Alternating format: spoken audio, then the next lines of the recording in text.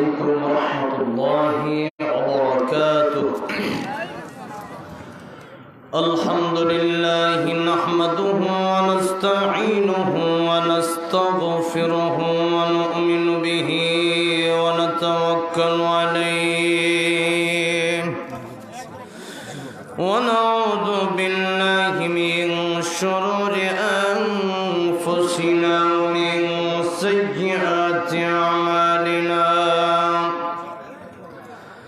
من يهده الله فلا مضل له ومن يضلله فلا هادي له ونشهد أن لا إله إلا الله وحده لا شريك له ونشهد أن سيدنا وسندنا وحبيبنا ومولانا محمدا عبده ورسوله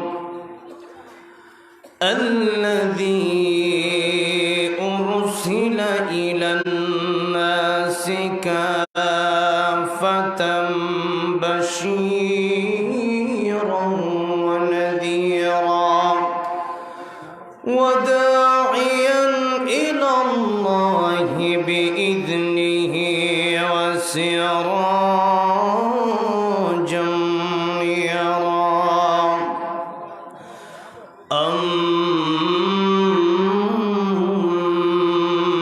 أما بعد فقد قال الله تعالى في كلامه المجيد وفي فرقانه الحميد. أعوذ بالله من الشيطان الرجيم. بسم الله الرحمن الرحيم. قل يا عبادي الذين أسرفوا على أنفسهم لا تقنطوا من رحمة الله إن الله يغفر الذنوب جميعا إنه هو الغفور الرحيم. صدق الله العظيم. وقال النبي صلى الله عليه وسلم شعبان شهري ورمضان شهر الله أو كما قال النبي عليه الصلاة والسلام. وقال النبي صلى الله عليه وسلم إذا كانت ليلة النصف من شعبان فقوموا ليلها وصوموا يومها فإن الله تعالى ينزل فيها بغروب الشمس إلى السماء الدنيا فيقول ألا من مستغفر فأغفر له ألا من مسترزق فأرزقه ألا من مبتلى فأعافيه ألا كذا حتى يطلع الفجر أو كما قال النبي عليه الصلاة والسلام. وقال النبي صلى الله عليه وسلم التائب من الذنب كمن لا ذنب له أو كما قال النبي عليه الصلاة والسلام. وقال تعالى في شان حبيبه ومحبوبه ومعشوقه مخبرا وآمرا إن الله وملائكته يصلون على النبي يا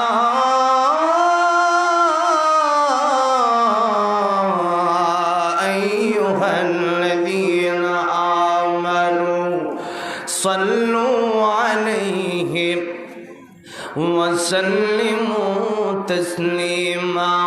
اللهم صل على محمد وعلى آل محمد كما صليت على إبراهيم وعلى آل إبراهيم إنك حميد مجيد.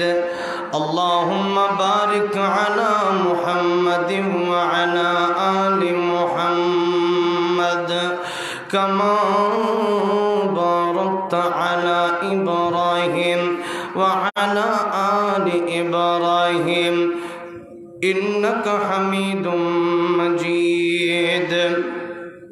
হে রাসূল বুঝি না আমি রেখেছ বেঁধে মোরে কোন সুতোয় তুমি রেখেছ বেঁধে মোরে কোন সুতোয় জানি না গোপনে কেমন করে জানি না গোপনে কেমন করে হৃদয়ে গড়েছ প্রেমের বলই হে রাসূল বুঝি না আমি রেখেছ বেঁধে মোরে কোন সুতোয় তুমি রেখেছ বেঁধে মোরে কোন সুতোয় তোমারি নামে আনন্দে দোলে তোমার নামে দুনিয়া ভুলি কি জাদু রাখা এই নামেতে খোদার পরশে যে নাম আরশে খোদার পরশে যে নাম আরশে নাম মুহাম্মদ শুধু মধুময় হে রাসূল বুঝি না আমি রেখেছ বেঁধে মোরে কোন সুতোয় তুমি রেখেছ বেঁধে মোরে কোন সুতোয় স্বার্থবিহীন ছিলে চিরদিন তুমি ইনসাফের প্রতীক কুল আলমের শ্রেষ্ঠ নিয়ামত তুমি যে প্রাণের অধিক তুমি প্রিয়তম আমিনানন্দন কুল মুসলিমের হৃদয় স্পন্দন তুমি বিনে সবই অন্ধকার থাকিতে দেহে প্রাণ তোমারি সম্মান থাকিতে দেহে প্রাণ তোমারি সম্মান দেব না নোটাতে ধুলোই হে রাসূল বুঝি না আমি রেখেছ বেঁধে মোরে কোন সুতোয় তুমি রেখেছ বেঁধে মোরে কোন সুতোয় জানি না গোপনে কেমন করে, জানি না গোপনে কেমন করে হৃদয়ে গড়েছ প্রেমের বলই হে রাসূল। বুঝি না আমি রেখেছ বেঁধে মোরে কোন সুতোয়, তুমি রেখেছ বেঁধে মোরে কোন সুতোয়। নাটোর জেলার অন্তর্গত নলডাঙ্গা থানার আবদানপুর দ্বীন ইসলাম নুরানী হাফিজিয়া কওমি ইতিমখানা মাদ্রাসার উন্নতি কল্পে 17তম বার্ষিক তাফসিরুল কোরআন মাহফিলের সম্মানিত সভাপতি জনাব মোহাম্মদ আশরাফুজ্জামান মিঠু, 1 নং ব্রহ্মপুর ইউনিয়ন চেয়ারম্যান, আজকের মাহফিলের সম্মানিত পরিচালক, সম্মানিত প্রধান অতিথি জনাব আলহাজ শফিকুল ইসলাম শিমুল সাহেব, মাননীয় সংসদ সদস্য নাটোর 2 ও সদস্য রেলপথ মন্ত্রণালয় স্থায়ী কমিটি, বিশেষ অতিথিবৃন্দ, উপস্থিত সদীমণ্ডলী, মুআজ্জাজ মুকাররম উলামায়ে কেরাম, আমার প্রাণ প্রিয় যুবক ভাইরা, আল্লাহর পিয়ারা মুরব্বী বাবাজিরা, পর্দার আড়ালে বসে আছেন শ্রদ্ধেয় সম্মানিতা মা ও বোনেরা, আল্লাহ পাকের আলিশান দরবারে হৃদয়ের গভীর থেকে অসংখ্য অগণিত শুকরিয়া আদায় করি যে মহান রব্বুল ইজ্জত ওয়াল জালাল আমাদেরকে দয়া করে মায়া করে সমস্ত ঝামেলা থেকে মুক্ত করে এ কোরআনের বাগানে, দ্বীনি মজলিসে, জান্নাতের বাগানে যাচাই করে বাছাই করে আসার বসার তৌফিক দিয়েছেন। এই জন্যে হৃদয়ের আবেগ অনুভূতি উজাড় করে, রাতের নিস্তব্ধতাকে বন্ধ করে, প্রাণ খুলে ইমানের আওয়াজকে উঁচু করে, জবানকে ছেড়ে দিয়ে এক আওয়াজে সকলেই পড়ছি আলহামদুলিল্লাহ। এটা কিন্তু ইমানের আওয়াজ হয় না। নাটোর আজকে আমার 3 দিন মানে 3য় দিন মাহফিল করতেছি এই মাসের। এই গত 2 দিনে যে আওয়াজ পেয়েছে, আজকে এই আওয়াজটা আপনাদের কাছ থেকে পাই নাই। আপনারা বলতে পারেন ওই মাহফিলগুলো তো ওই সেখান থেকেও, গতকালকে কোথায় মাহফিল করলাম? আশরাখালী। সে আশরাখালী থেকেও আজকে এখানে মানুষ এসেছে আলহামদুলিল্লাহ। গতকালকে বলে দিয়ে আসছে যে এই মাহফিলটা আমি যাবো, সেখান থেকেও আজকে সেই মাহফিলের যারা পরিচালক, সেই মাহফিলের কমিটি পর্যন্ত আজকের মাহফিলে এসেছে। তো মানুষ বেশি কম না, ইমানের আওয়াজ থাকলে আওয়াজ এমনি বেশি হয়, আর ইমানের আওয়াজ ইমান যদি দুর্বল থাকে তাহলে আওয়াজ কম হয়। তো বলেন তো আমাদের ইমানের পাওয়ার আছে না নাই? সবার আছে। কার কার আছে একটু হাত তোলেন তো। লিল্লাহি তাকবীর, লিল্লাহি তাকবীর। হাত নামান। যত জোরে আল্লাহু আকবার বলছেন ওই জোরে ইমানের আওয়াজটা যেন বোঝা যায় যে আসলে ইমান আছে, যে আশিকে রাসূল আমি আল্লাহর জন্য, আল্লাহর প্রেমে মাতোয়ারা হয়ে আল্লাহর প্রশংসা আদায় করছি। এরকম আল্লাহর প্রেমে পাগল হয়ে বলেন তো আলহামদুলিল্লাহ। দেখছেন মানুষ কম আর বেশি না, এখন আওয়াজ কম হয়েছে না বেশি হয়েছে? বেশি। বলেন মারহাবা।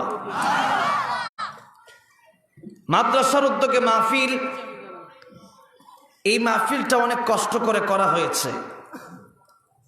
অনেকে দাঁড়ায় আসেন, তো যারা দাঁড়ায় রয়েছেন এরা কি মানে কোন নিয়ত কি উল্টা পাল্টা আছে নাকি যে ওয়াজ যদি দেখি ভালো হচ্ছে তো দাঁড়ায় থাকবো, আর দেখছি ওয়াজ মোটামুটি ভালো লাগতেছে না, সুর এরকম ভালো লাগতেছে তো চলে যাবো, একটু বসার চেষ্টা করেন। কত সুন্দর সুন্দর জায়গা আছে, এই যে আমার বাম পাশে অর্থাৎ আপনাদের ডান পাশে, মানে একটু এসে ইনশাল্লাহ আস্তে আস্তে বসে যান। কারণ এখন দাঁড়াই আওয়াজ শুনতে একটু মজা মনে হয় অনেকের বেশি লাগে, কারণ অনেকে হয়তো মাগরিবের পর থেকে এতক্ষণ বসে বসে ওয়াজ শুনছে নাকি, তাই মনে হয় দাঁড়ায় রয়েছে। আচ্ছা থাক, দাঁড়িয়ে থাকলে দাঁড়ায় থাক। আপনারা যারা বসছেন তারা একটু কমপক্ষে শেষ পর্যন্ত থাকার নিয়ত আছে তো? আল্লাহ কবুল করেন, বলেন আমিন। এই আরবি মাস চলতেছে, এই আরবি মাসের নাম কি আপনারা জানেন? শাবান মাস। সামনে আসতেছে কোন মাস? রমজান মাস। আজকে এই 2 মাস নিয়ে যদি সময় পাই তাহলে 2 মাস নিয়ে, আর সময় না পাইলে এই 1 মাস নিয়ে। তো আপনাদের সময় দিবেন ইনশাল্লাহ।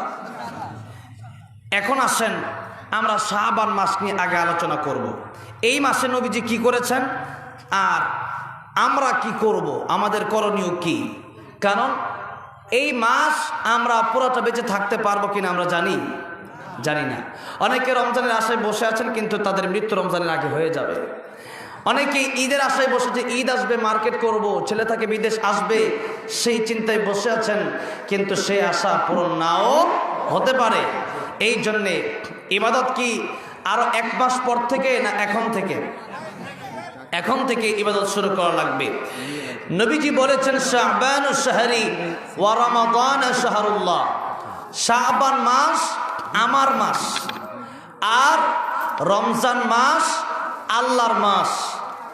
এখন আসেন, নিসবত যদি ভালো হয়, অর্থাৎ নবীর সাথে যেই নিসবত লাগছে, নবীর সাথে যার সম্পর্ক হয়েছে, তার দাম কম না বেশি? বলেন কম না বেশি? অনেক বেশি। এবার আসেন, যদি সম্পর্ক ভালো হয়, দুনিয়াতে বহু মসজিদ আছে, এর মধ্যে একটা মসজিদ হইল মদিনাতুল মুনাওয়ারা, যেই মসজিদকে আমরা বলি মসজিদে নববী। কি বলি? মসজিদে নববী। আচ্ছা, সেই মসজিদে নামাজ পড়লে আর আমাদের এই নাটোরে এই আবদানপুর মসজিদে নামাজ পড়লে কি সমপরিমাণ সব হবে? কশ্চিন কালেও না। সেই মসজিদে নববী থেকে আপনি নামাজ পড়লে এক রাকাত নামাজের বিনিময়ে 1000, মতান্তরে 50,000 রাকাত নামাজের সওয়াব আল্লাহ আপনার আমল নামায় দিয়ে দিবে। পড়বেন 1 রাকাত, আল্লাহ দিবে কয় হাজার রাকাত? 1000, মতান্তরে 50,000 রাকাত নামাজের সওয়াব। কেন? আমার নবীর কারণে। কেন? আমার নবী সেই জায়গায় আছেন। নবী মদিনায় যাওয়ার আগে মদিনার নাম কিন্তু মদিনা ছিল না। কি ছিল? ইয়াসরিব। ইয়াসরিব নামে তুমি ছিলে অলক্ষণের দেশ, বড় মারাত্মক যে ছিল তোমার পরিবেশ। নবীর ছোঁয়া পেয়ে হলে সোনার মদিনা, সব ভুলিব কিন্তু তোমায় ভুলতে পারি না। বলেন না, সব ভুলিব কিন্তু তোমায় ভুলতে পারি না। এই হইল সোনার মদিনা। কেন? আমার নবীর সাথে যার সম্পর্ক। কোরআন শরীফের যে সূরা নাজিল হয়েছে মক্কায়, আমার নবী ছিলেন মক্কায়, কোরআনও নাজিল হয়েছে মক্কায়, তো সুতরাং সেই সূরার নামও হয়ে গেছে মক্কি সূরা। আমার নবীজি গেছেন মদিনায়, সেই সূরা নাজিল আল্লাহ পাক করলেন মদিনায়, সেই সূরার নাম হয়ে গেছে মাদানী। তো বলেন তো, আমার নবীর সাথে সম্পর্ক যার আছে তার দাম কম না বেশি? বেশি। নবীর খাদেম যায়েদ ইবনে হারেসা রাদিয়াল্লাহু আনহু, তাম পৃথিবীর যত বাদশা আছে, রাজা বাদশা, সবাইকে যদি এক পাল্লায় দেওয়া হয়, আর আমার নবীর খাদেম যেই নবীর স্বপ্নে দেখলে পরে জান্নাত ওয়াজিব হয়ে যায়, সেই নবীকে বাস্তবে এতবার দেখলো, সেই নবী যারে মোহাব্বত করছে, সেই জায়েদ যেই নবীরে মোহাব্বত করছে, নবী যাকে ভালোবাসছে, জায়েদ যার খ্যাতমত করছে, তাহলে বলেন তো, সেই জায়েদ নবীর খাদেম তাম পৃথিবীর সমস্ত রাজা বাদশা এক পাল্লায় রেখে দিলাম, আরেক পাল্লায় জায়েদ ইবনে হারেসা রাদিয়াল্লাহু আনহুকে রাখলাম। বলেন তো কার দামটা বেশি হবে? বলেন কার দামটা বেশি হবে? জায়েদ রাদিয়াল্লাহু আনহুর দাম। বলেন কার দাম? এই জন্য কবিও বলেছেন, সাহাবতে সালেহ তোরা সালেহ কোনাত, সাহাবতে তালেহ তোরা তালেহ কোনাত। সৎসঙ্গে স্বর্গবাস, অসৎসঙ্গে সর্বনাশ। সম্পর্ক যদি ভালো হয়ে যায়, যেমন কোরআনুল কারীমের সাথে যদি কোনো গিলাফের সম্পর্ক হয়ে যায়, তাহলে সেই গিলাফের দাম 20 টাকা হতে পারে, কিন্তু সেই জিনিসটা এখন আর 20 টাকার থাকে না। সেই জিনিসটা মানুষ নিয়ে চুমু খায়। কোরআন শরীফ যখন চুমু খায়, গিলাফটারেও চুমু দেয়। আমার ভাইরা, আমার মুরব্বি ওয়াজেরা, কোরআন শরীফের সাথে যেই কাঠটা লাগে, এই যে দুনিয়াতে কত কাঠ আছে, কিন্তু কোরআন শরীফের সাথে যেই কাঠটা রাখছে, কাঠের নাম হইল রেহাল। সেই রেহালটা কেউ মানুষ চুমু খায়। কেন চুমু খায়? এই গিলাফটার দাম 5 টাকা হতে পারে, এই কাঠের দাম 5 টাকা হতে পারে, কিন্তু এই কাঠটা আর এই কাপড়টা কোরআনের সাথে সম্পর্ক হয়ে গেছে। এই জন্যে কাঠকেও চুমা দেয়, এই জন্যে গিলাফকেও চুমা দেয়, এই জন্যে কাঠের দাম বেড়ে গেল। গেল, 5 টাকা 10 টাকা 20 টাকা দামের কাপড়ের দাম বেড়ে গেল। আমার ভাইরা, আমার মুরব্বী মাজিরা, আমাদের সম্পর্কটাও যদি কোরআনের সাথে হয় তাহলে আমাদের দাম বাড়বে না কমবে? এই জন্য কোরআনের সাথে আজকে আমাদের সম্পর্ক নাই। আগামীতে আসতেছে রমজানুল মুবারক। এই রমজানুল মুবারক দামি হয়েছে, এই মাসটা দামি হয়েছে কোন কারণে? কোরআন শরীফের কারণে। কোন কারণে? কোরআন শরীফের কারণে। লাইলাতুল কদর, একটা রাত্রিতে যে ব্যক্তি হায়াত পেয়ে যাবে, খায়রুম মিন আলফি শাহর, 1000 মাস আমল করলে যে ইবাদত আল্লাহ তার আমল নামাই দিত, একটা রাত্রে ইবাদত করলে আমার আল্লাহ তাআলা সেই আমল, তার আমল, সেই আমলটা তার ইবাদতের ভিতরে লিখে দিবে। আমার ভাইরা, আমার মুরব্বী ওয়াজিরা, কোরআন শরীফ যেই মাসে নাজিল হলো সেই মাসের দাম বেড়ে গেল। কোরআন শরীফ যেই জায়গায় নাজিল হলো সেই হারা গুহার দামটা বেড়ে গেল। সেই যেই জায়গায় নাজিল হলো মক্কার দাম বেড়ে গেল, মদিনার দাম বেড়ে গেল। এই কোরআন আমার নবীর কাছে নাজিল হয়েছে, আমার নবীর দাম সবচাইতে বেশি। এই কোরআন এই উম্মতের কাছে নাজিল হয়েছে, এই জন্য এই উম্মতের দামটাও সবচাইতে বেশি। যেই জায়গায় কোরআন নাজিল হয়েছে সেই জায়গার দামটা বেশি, যেই সময় কোরআন নাজিল হয়েছে সেই সময়ের দামটা বেশি, যার কাছে কোরআন নাজিল হয়েছে তার দামটাও বেশি।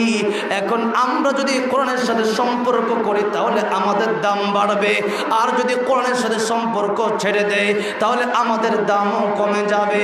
দুনিয়াতে যত ওলামায়ে কেরাম, যত বুজুর্গ নাই পৃথিবীতে ছিলেন, আজ তাদের নাম মানুষ স্মরণ করে।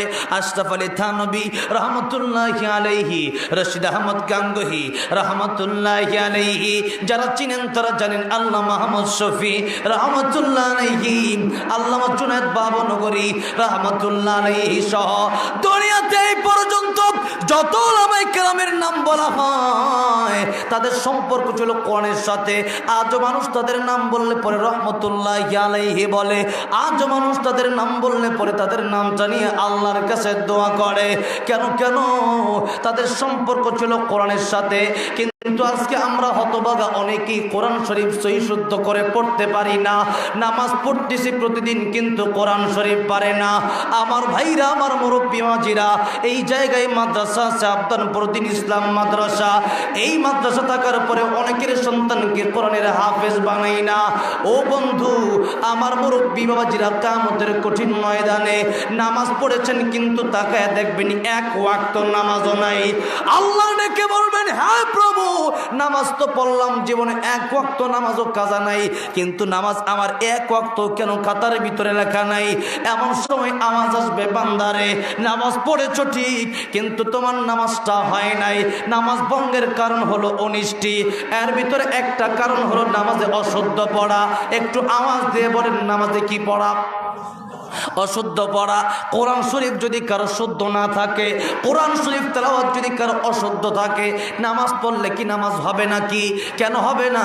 যারা মক্তবে পর্যন্ত পড়েছেন আজ থেকে 30 বছর আগে, 40 বছর আগে, এখন তো মক্তব বন্ধ হয়ে যাচ্ছে, আগে তো মক্তব ছিল, সেই মক্তবে তো কমপক্ষে আপনারা এই কথাগুলো পড়েছেন। নামাজের ফরজ কয়টা, ওযুর ফরজ কয়টা, গোসলের ফরজ কয়টা, আজ তো তাও মানুষ জানে না। এই জন্য আমার ভাইরা, আমার মুরব্বী বাবাজিরা, ওই সময় আপনারা অনেকেই পড়েছিলেন নামাজ ভঙ্গের কারণ 19টা। প্রথম কারণই হলো নামাজে অশুদ্ধ পড়া। আজকে আমাদের অনেকের কোরআন শরীফ তেলাওয়াত শুদ্ধ নাই, কিন্তু মনকে একবার কি প্রশ্ন করতে পারলাম না রে মন? জীবনে কত কিছু শিখলি, কিভাবে ইনকাম করতে হবে তা শিখলি, কিভাবে ডাক্তার হতে হবে তা ঠিকই মাথায় আছে, কিভাবে ইঞ্জিনিয়ার হতে হবে তা ঠিকই মাথায় আছে, সকালবেলা ব্যবসা করে রাতের বেলায় কিভাবে খাবার বাড়িতে আনতে হবে তাও কিন্তু মাথায় আছে। কিন্তু আমার বাইরে, আমার মুরব্বী বাজে, নবীজি বলেছেন, আদ-দুনিয়া মাজরাতুল আখিরা, দুনিয়া হলো তোমাদের কর্মক্ষেত্র, এই দুনিয়াতে যা লাগাইবা কিয়ামতের কঠিন ময়দানে তাই পাইবা। আপনাদেরকে এখন আমি জিজ্ঞাসা করতে চাই, এই দেশের ভিতরে আজকেও তো আমি হাঁটলাম, এই যে 3 দিন ধরে নাটোরের ভিতরে আমি হাঁটাচলা করি, এই 3 দিনের ভিতরে দেখলাম ধান ক্ষেত মানুষের আছে না নাই? গম ক্ষেত আছে না নাই, পেঁয়াজ ক্ষেত আছে না নাই। এই যে পেঁয়াজ ক্ষেত, ধান ক্ষেত, গম ক্ষেত, এই ক্ষেত লাগায় মানুষ কেন? কারণ এই মৌসুমের সময় আসতে লাগায়, আবার যখন বৃষ্টির সময় চলে আসবে ওই সময় পানিতে এটা ভরে যাবে। যার কারণে ওই পাটুল এলাকার নাম দিয়েছে মিনি কক্সবাজার। দেখলাম সাইনবোর্ডে লেখা। কেন লেখা? কারণ সেই জায়গায় পানি ওঠে, পানি চলে গেলে পরে মানুষ আবার আবাদ করে। তো চিন্তাটা কি মনের মধ্যে? 2-3 মাস, 4 মাস, 6 মাস আবাদ করব, এই ধানগুলো বিক্রি করব, এই গমগুলো বিক্রি করব, এই পেঁয়াজগুলো বিক্রি করব। এই পেঁয়াজ আর ধান গম বিক্রি করার পরে 6 মাস আরামসে খাবো। কথা বলেন ঠিক না বেঠিক? এই যে নিয়ত আছে, সারাদিন কাজ করে দোকানের ভিতরে ব্যবসা করে, জিজ্ঞাসা করলে ভাইজান তুমি যাও কোথায়? বলে দোকানে যাই। বলে কেন যাও? দোকানে যাই এই জন্য যে আমার পেটের খাবার দরকার, আমার পেটে খাবার দরকার, বাড়িতে স্ত্রী আছে তার খাবারের দরকার, বাড়িতে সন্তান আছে তার খাবারের দরকার, বাড়িতে বাবা মা আছে তার খাবারের দরকার। এখন আপনাদেরকে জিজ্ঞাসা করতে চাই, চাষাবাদ করলেই তো ধান পাওয়া যাবে, আর যদি ধান ক্ষেত না লাগানো হয় তাহলে ধান পাওয়া যাবে নাকি? পাওয়া যাবে। আমার আল্লাহ তাআলা বলেন, ফারিকুন ফিল জান্নাতি ওয়া ফারিকুন ফিস সাঈর।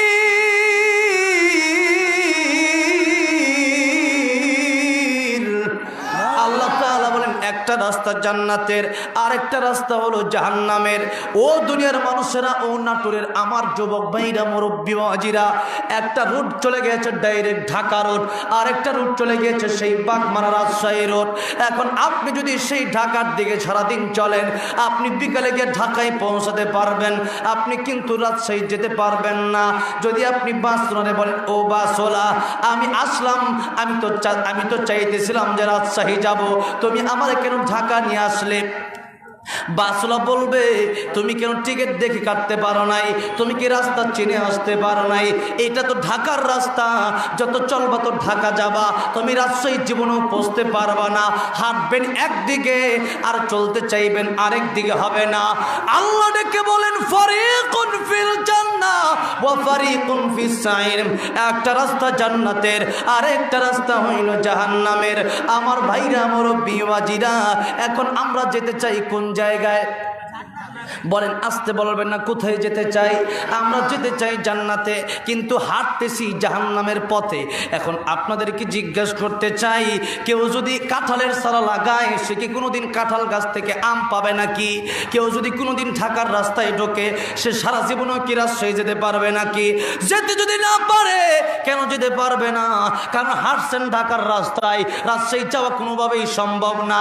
এখন হাঁটতেছেন ফারিকুন ফিস সাঈর, আপনি সেই জাহান্নামের রাস্তায় হাঁটতেছেন, দিনে দুপুরে সুদ খাইতেছেন, দিনে দুপুরে মিথ্যা কথা বলতেছেন, দিনে দুপুরে আপনার এই জীবনের ভিতরে শুধু জিনা, মদ, এই দিনে দুপুরে আপনার জবানে মিথ্যা কথা, গীবত, শিকায়াত, অন্য মানুষের সমালোচনা, নামাজ নাই এক ওয়াক্ত। এরপরও জিজ্ঞাসা করলে বলে, আমি লোকটা কি খারাপ নাকি? আমি বলবো, রে ভাই, যার ভিতরে নামাজ নাই সেই লোক কোনোদিন ভালো হতে পারে না। কথা বলেন ঠিক না বেটি?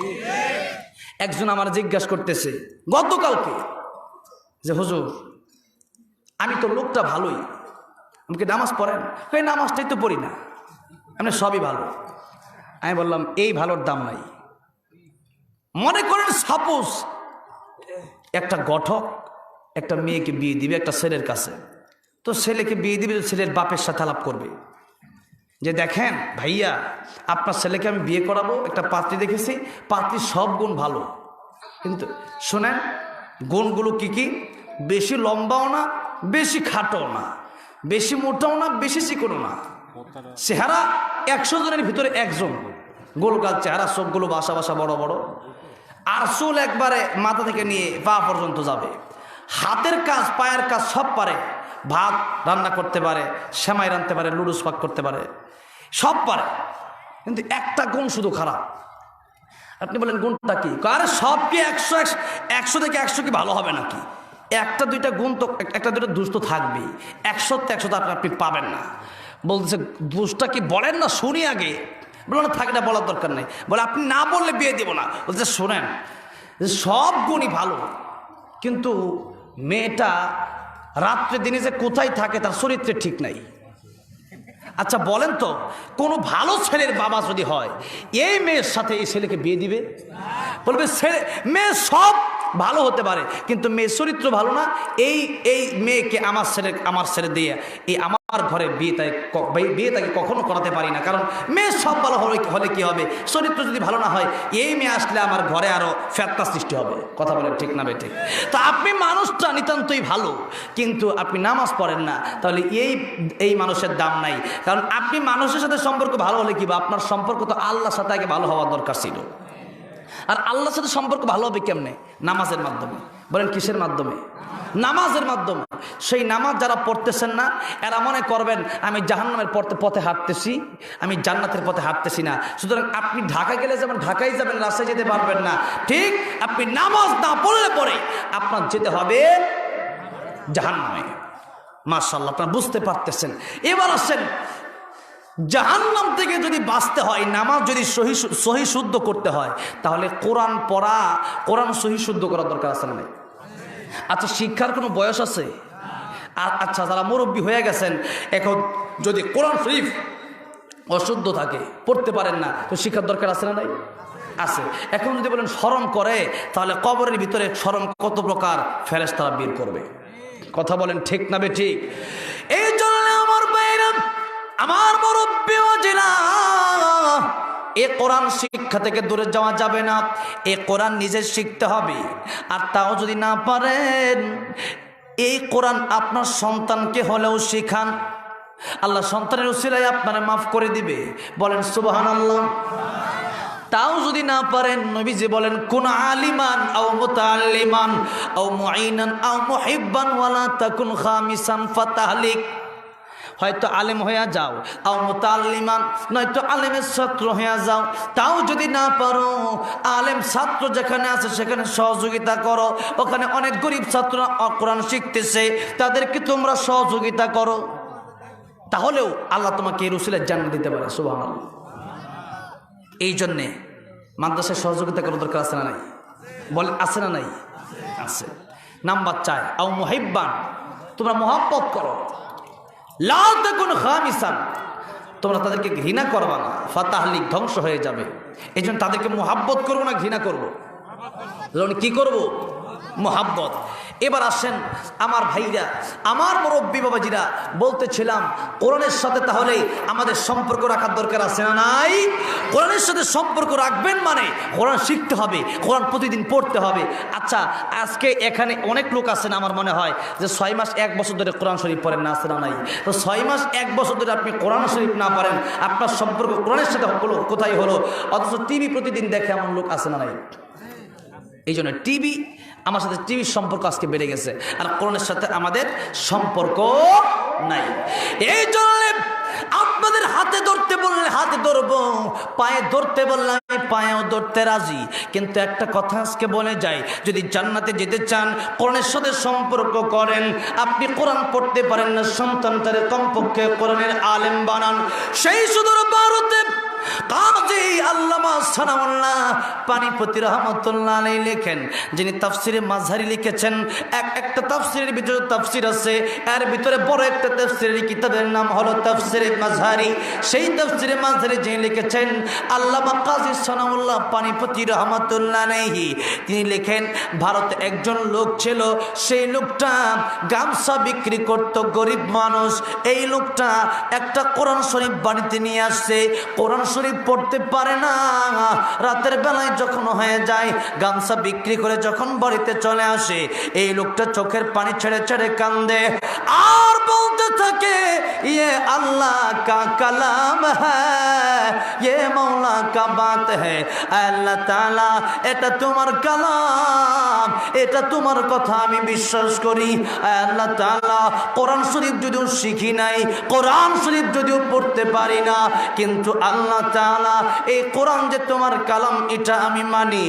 আল্লাহ তাআলা, এই কোরআন যে তোমার সত্য বাণী এটা আমি মানি। আল্লাহ তাআলা, কোরআন যদিও পড়তে পারি না, আমি কোরআনকে বড় ভালোবাসি। আমার নবী তো বলেছেন আও মুহিব্বান, তোমরা নাই তো মুহাব্বত করো, আমি তো ভালোবাসি আল্লাহ, তোমারও তো আমি বড় ভালোবাসি। আয় আল্লাহ, কিন্তু কোরআন শরীফটা আমি পড়তে পারি না। এই কথা বলে আর হাতে লাইনে লাইনে হাত দিয়ে আঙ্গুলটা গোড়ায়, কোরআন শরীফের ভিতরে পৃষ্ঠায় পৃষ্ঠায় আঙ্গুল গোড়ায়, চোখের পানি ছেড়ে ছেড়ে দা দা করে কান্দে। এরকম করতে করতে কয়েকদিন পরে লোকটার ইন্তেকাল হয়ে গেছে। যেই মাত্র লোকটার ইন্তেকাল হয়ে গেছে, এলাকার মানুষ সেই সুদূর ভারতে, বাংলাদেশে যদিও অনেক মুসলমান দেখা যায়, হিন্দুস্তান অথবা ভারত, ইন্ডিয়া যখন আপনি যাবেন, অনেকেই এলাকার গিয়েছেন, তারা জানেন সেই ভারতের ভিতরে এলাকা ঘুরলে শুধু হিন্দু খুঁজে পাওয়া যায়। এই তো মাত্র এক সপ্তাহ হলো আমি সেই সুদূর ভারত থেকে বয়ান করে আসলাম। সেই ভারত গিয়ে আমি দেখেছি বর্ডারের এই পাশে শুধু মুসলমান, আর ওই পাশে গেলেই পরে শুধু হিন্দু দেখা যায়। মুসলমানের সংখ্যা অনেক কম সেই জায়গায়। যেই মাত্র লোকটার ইন্তেকাল হয়ে গেল, জানাজা পড়ানোর মতো আলেম পাওয়া যায় না। এলাকার আত্মীয় স্বজনরা চিন্তা করলো, যেহেতু আমরা জানাজা পড়াতে পারি না, এই লোকটার লাশটা রাস্তার সাইডে নিয়ে রেখে দিব। কোনো আলেম যদি রাস্তায় পেয়ে যায়, তাহলে এই আলেম দিয়া তার জানাজাটা পড়ায় নিব। এমনটাই হলো, লোকটার লাশটা রাস্তার পাশে রেখে দেওয়া হলো। একটু পরে দেখা যায় একজন গোড়ার ভিতরে করে করে সমান হয়ে আসে, মাথার ভিতরে লম্বা পাগড়ি আছে, মুখের ভিতরে সুন্দর দাড়ি আছে, গায়ের ভিতরে লম্বা জুব্বা আছে। যেই মাত্র তারা দেখেছে এত সুন্দর যার পোশাক হবে, এত সুন্দর যার চেহারা, মনে হয় উনি জানাজা পড়াতে পারবে। এই কথা চিন্তা করে ডাক দিয়া বলল, হুজুর এই লোকটার জানাজা আপনি একটু পড়ায় দেন না। হুজুর ডাক দিয়ে বলতেছেন, এলাকাবাসীরা, জানাজা আমি পড়াতে পারবো না। হুজুর কেন জানাজা আপনি পড়াতে পারবেন না? একজন হুজুর তো আমরা খুঁজে পাই না। লোকটার জানাজা না পড়াতে লোকটার লাশ পচে যাবে। লোকটার লাশ যদি পচে যায় তাহলে আল্লাহর কাছে কি জবাব দেব? ও হুজুর একটু জানাজা পড়ায় দেন। হুজুর ডাক দিয়ে বলতেছে, আমি একজন সরকারি কর্মকর্তা। কি কর্মকর্তা? সরকারি কর্মকর্তা। ডাক দিয়া বলল, হুজুর সরকারি কর্মকর্তা ঠিক আছে, আপনি জানাজাটা পড়ায় দিলে সমস্যা কি? হুজুর বলে, ডিউটির টাইম আমার দেরি হয়ে যাবে। এলাকাবাসীরা ডাক দিয়ে বলল, হুজুর সরকারি কাজ করেন, আমরা এলাকাবাসীরা গিয়ে আপনার জন্য সুপারিশ করব। যদি চাকরি চলে যায় আমরা তো আসি, জানাজাটা হুজুর পড়ায় দেন। হুজুর এত কিছু কাকুতি মিনতি করার পরে গোড়া থেকে হুজুর নেমে পড়ল। জানাজার নামাজটা যখন পড়ায় দিয়ে চলে যাবে, এলাকাবাসী এবার ডাক দেওয়া বলল, হুজুর এই জানাজার নামাজ তো পড়াইছেন, কবরের লাশ কেমনে রাখতে হয় তাও আমরা জানি না, কবর কিভাবে খনন করতে হয়, একটা মুসলমানকে কিভাবে কবর দিতে হয় আমরা জানি না। আজকের সমাজেও এমন লোক আছে না নাই? কবর কিভাবে খনন করতে হবে, কবর কিভাবে লাশটা শোয়াতে হবে তাও জানে না। ডাক দেওয়া বলতেছে, হুজুর জানাজা তো পড়াইলেন, এই কাজটাও একটু দয়া করে আপনি করে দেন। হুজুর বলল, ঠিক আছে, দেরি তো হয়েই গেছে, আর দেরি হবেই কি। এখন হুজুর কবর খনন করে, হুজুর সুন্দর করে তার লাশটা দাফন করে হুজুর চলে গেছে। হুজুরকে যাওয়ার আগেই লোকেরা জিজ্ঞাসা করলো, হুজুর চলে তো যাবেন, আপনি সরকারি কর্মকর্তা, কিন্তু লেবাস দেখে মনে হয় আপনি একজন আলেম, লেবাস দেখে মনে হয় আপনি একজন হুজুর। হুজুর কথাটা আমাদেরকে একটু বলে দেন, আপনি কোন ডিপার্টমেন্টে কাজ করেন? হুজুর ডাক দিয়ে বলতেছেন, আমি একজন পুলিশের ডিপার্টমেন্টে কাজ করি। বলেন মারহাবা। পুলিশের ডিপার্টমেন্টে কাজ করে। কোন ডিপার্টমেন্টে? পুলিশের ডিপার্টমেন্টে। আচ্ছা, আজকে আমাদের সমাজে আমরা কি পুলিশ দেখলে আমরা সিসি করি অনেকেই, কথা বলেন ঠিক না বেটি? কেন? মনে হয় যে ও মনে ঘুষ খায়, কথা বলেন ঠিক না বেটি? ওরা দেখলেই মনে করে, একটা ছেলের সাথে একটা মেয়ে যাচ্ছে, দেখলে মনে করে যে মনে হয় মেয়েটারে মনে হয় কোন জায়গা থেকে নিয়ে আসছে, প্রেম করতেছে মনে হয়। একটা খারাপ ধারণা আমাদের ভিতরে আসে মাঝে মধ্যে, কথা বলেন ঠিক না বেটি? আল্লাহ তাআলা বলেন না খারাপ ধারণা করা যাবে না, কারণ ওইটা তো তার বোনও হতে পারে, কথা বলেন ঠিক না বেটি? বাংলাদেশের ভিতরে আপনারা শুধু মনে করতেছেন যে অনেক পুলিশ ঘুষ খায়, না, অনেক পুলিশে সারা জীবন পুলিশের চাকরি করেছে, সারা জীবন চেয়ারম্যানই করেছে, সারা জীবন মেম্বারই করেছে, কিন্তু ভালো একটা বাড়ি নাই, ভালো একটা টয়লেট নাই, ভালো একটা সাপ্লাই কল নাই, এখনো কষ্ট করে কলের পানি খায়, এখনো কষ্ট করে সেই ভাঙ্গা টিনের বাড়িতে থাকে, এমন মেম্বার, এমন চেয়ারম্যান, এমন পুলিশ আছে না নাই? আপনারা জানেন কি জানেন না, আমার সাথে অনেক পুলিশের দেখা এরকম যে পুলিশ বলে হুজুর 1 টাকাও ঘুষ খায় না, বলেন মারহাবা। আপনারা বলবেন হুজুর বললো আর বিশ্বাস করলেন কেমনে? আমি দীর্ঘদিন চলেছি তো দেখেছি পুলিশ কি করেছে। এই জন্যে আমার অভিজ্ঞতাই বলতেছি, সব পুলিশকে, সব মানুষকে একরকম ধারণা করা যাবে না। যেই মাত্র পুলিশ চলে গেল, যেই মাত্র গেট দিয়ে ঢুকবে, পকেটে একটা আইডি কার্ড থাকে। পুলিশের একটা কার্ড আছে না নাই? বলেন না, একটা কার্ড পুলিশের আছে না নাই? সরকারি কর্মকর্তা যাদের তো একটা কার্ড আছে। পুলিশ যেই মাত্র আইডি কার্ডটা বের করবে, এমন সময় পকেটে হাত দিয়ে তার পকেটে দেখে আইডি কার্ডটা নাই। পুলিশকে ঢুকতে দেওয়া হয় না, সিকিউরিটি পুলিশকে ঢুকতে দেয় না।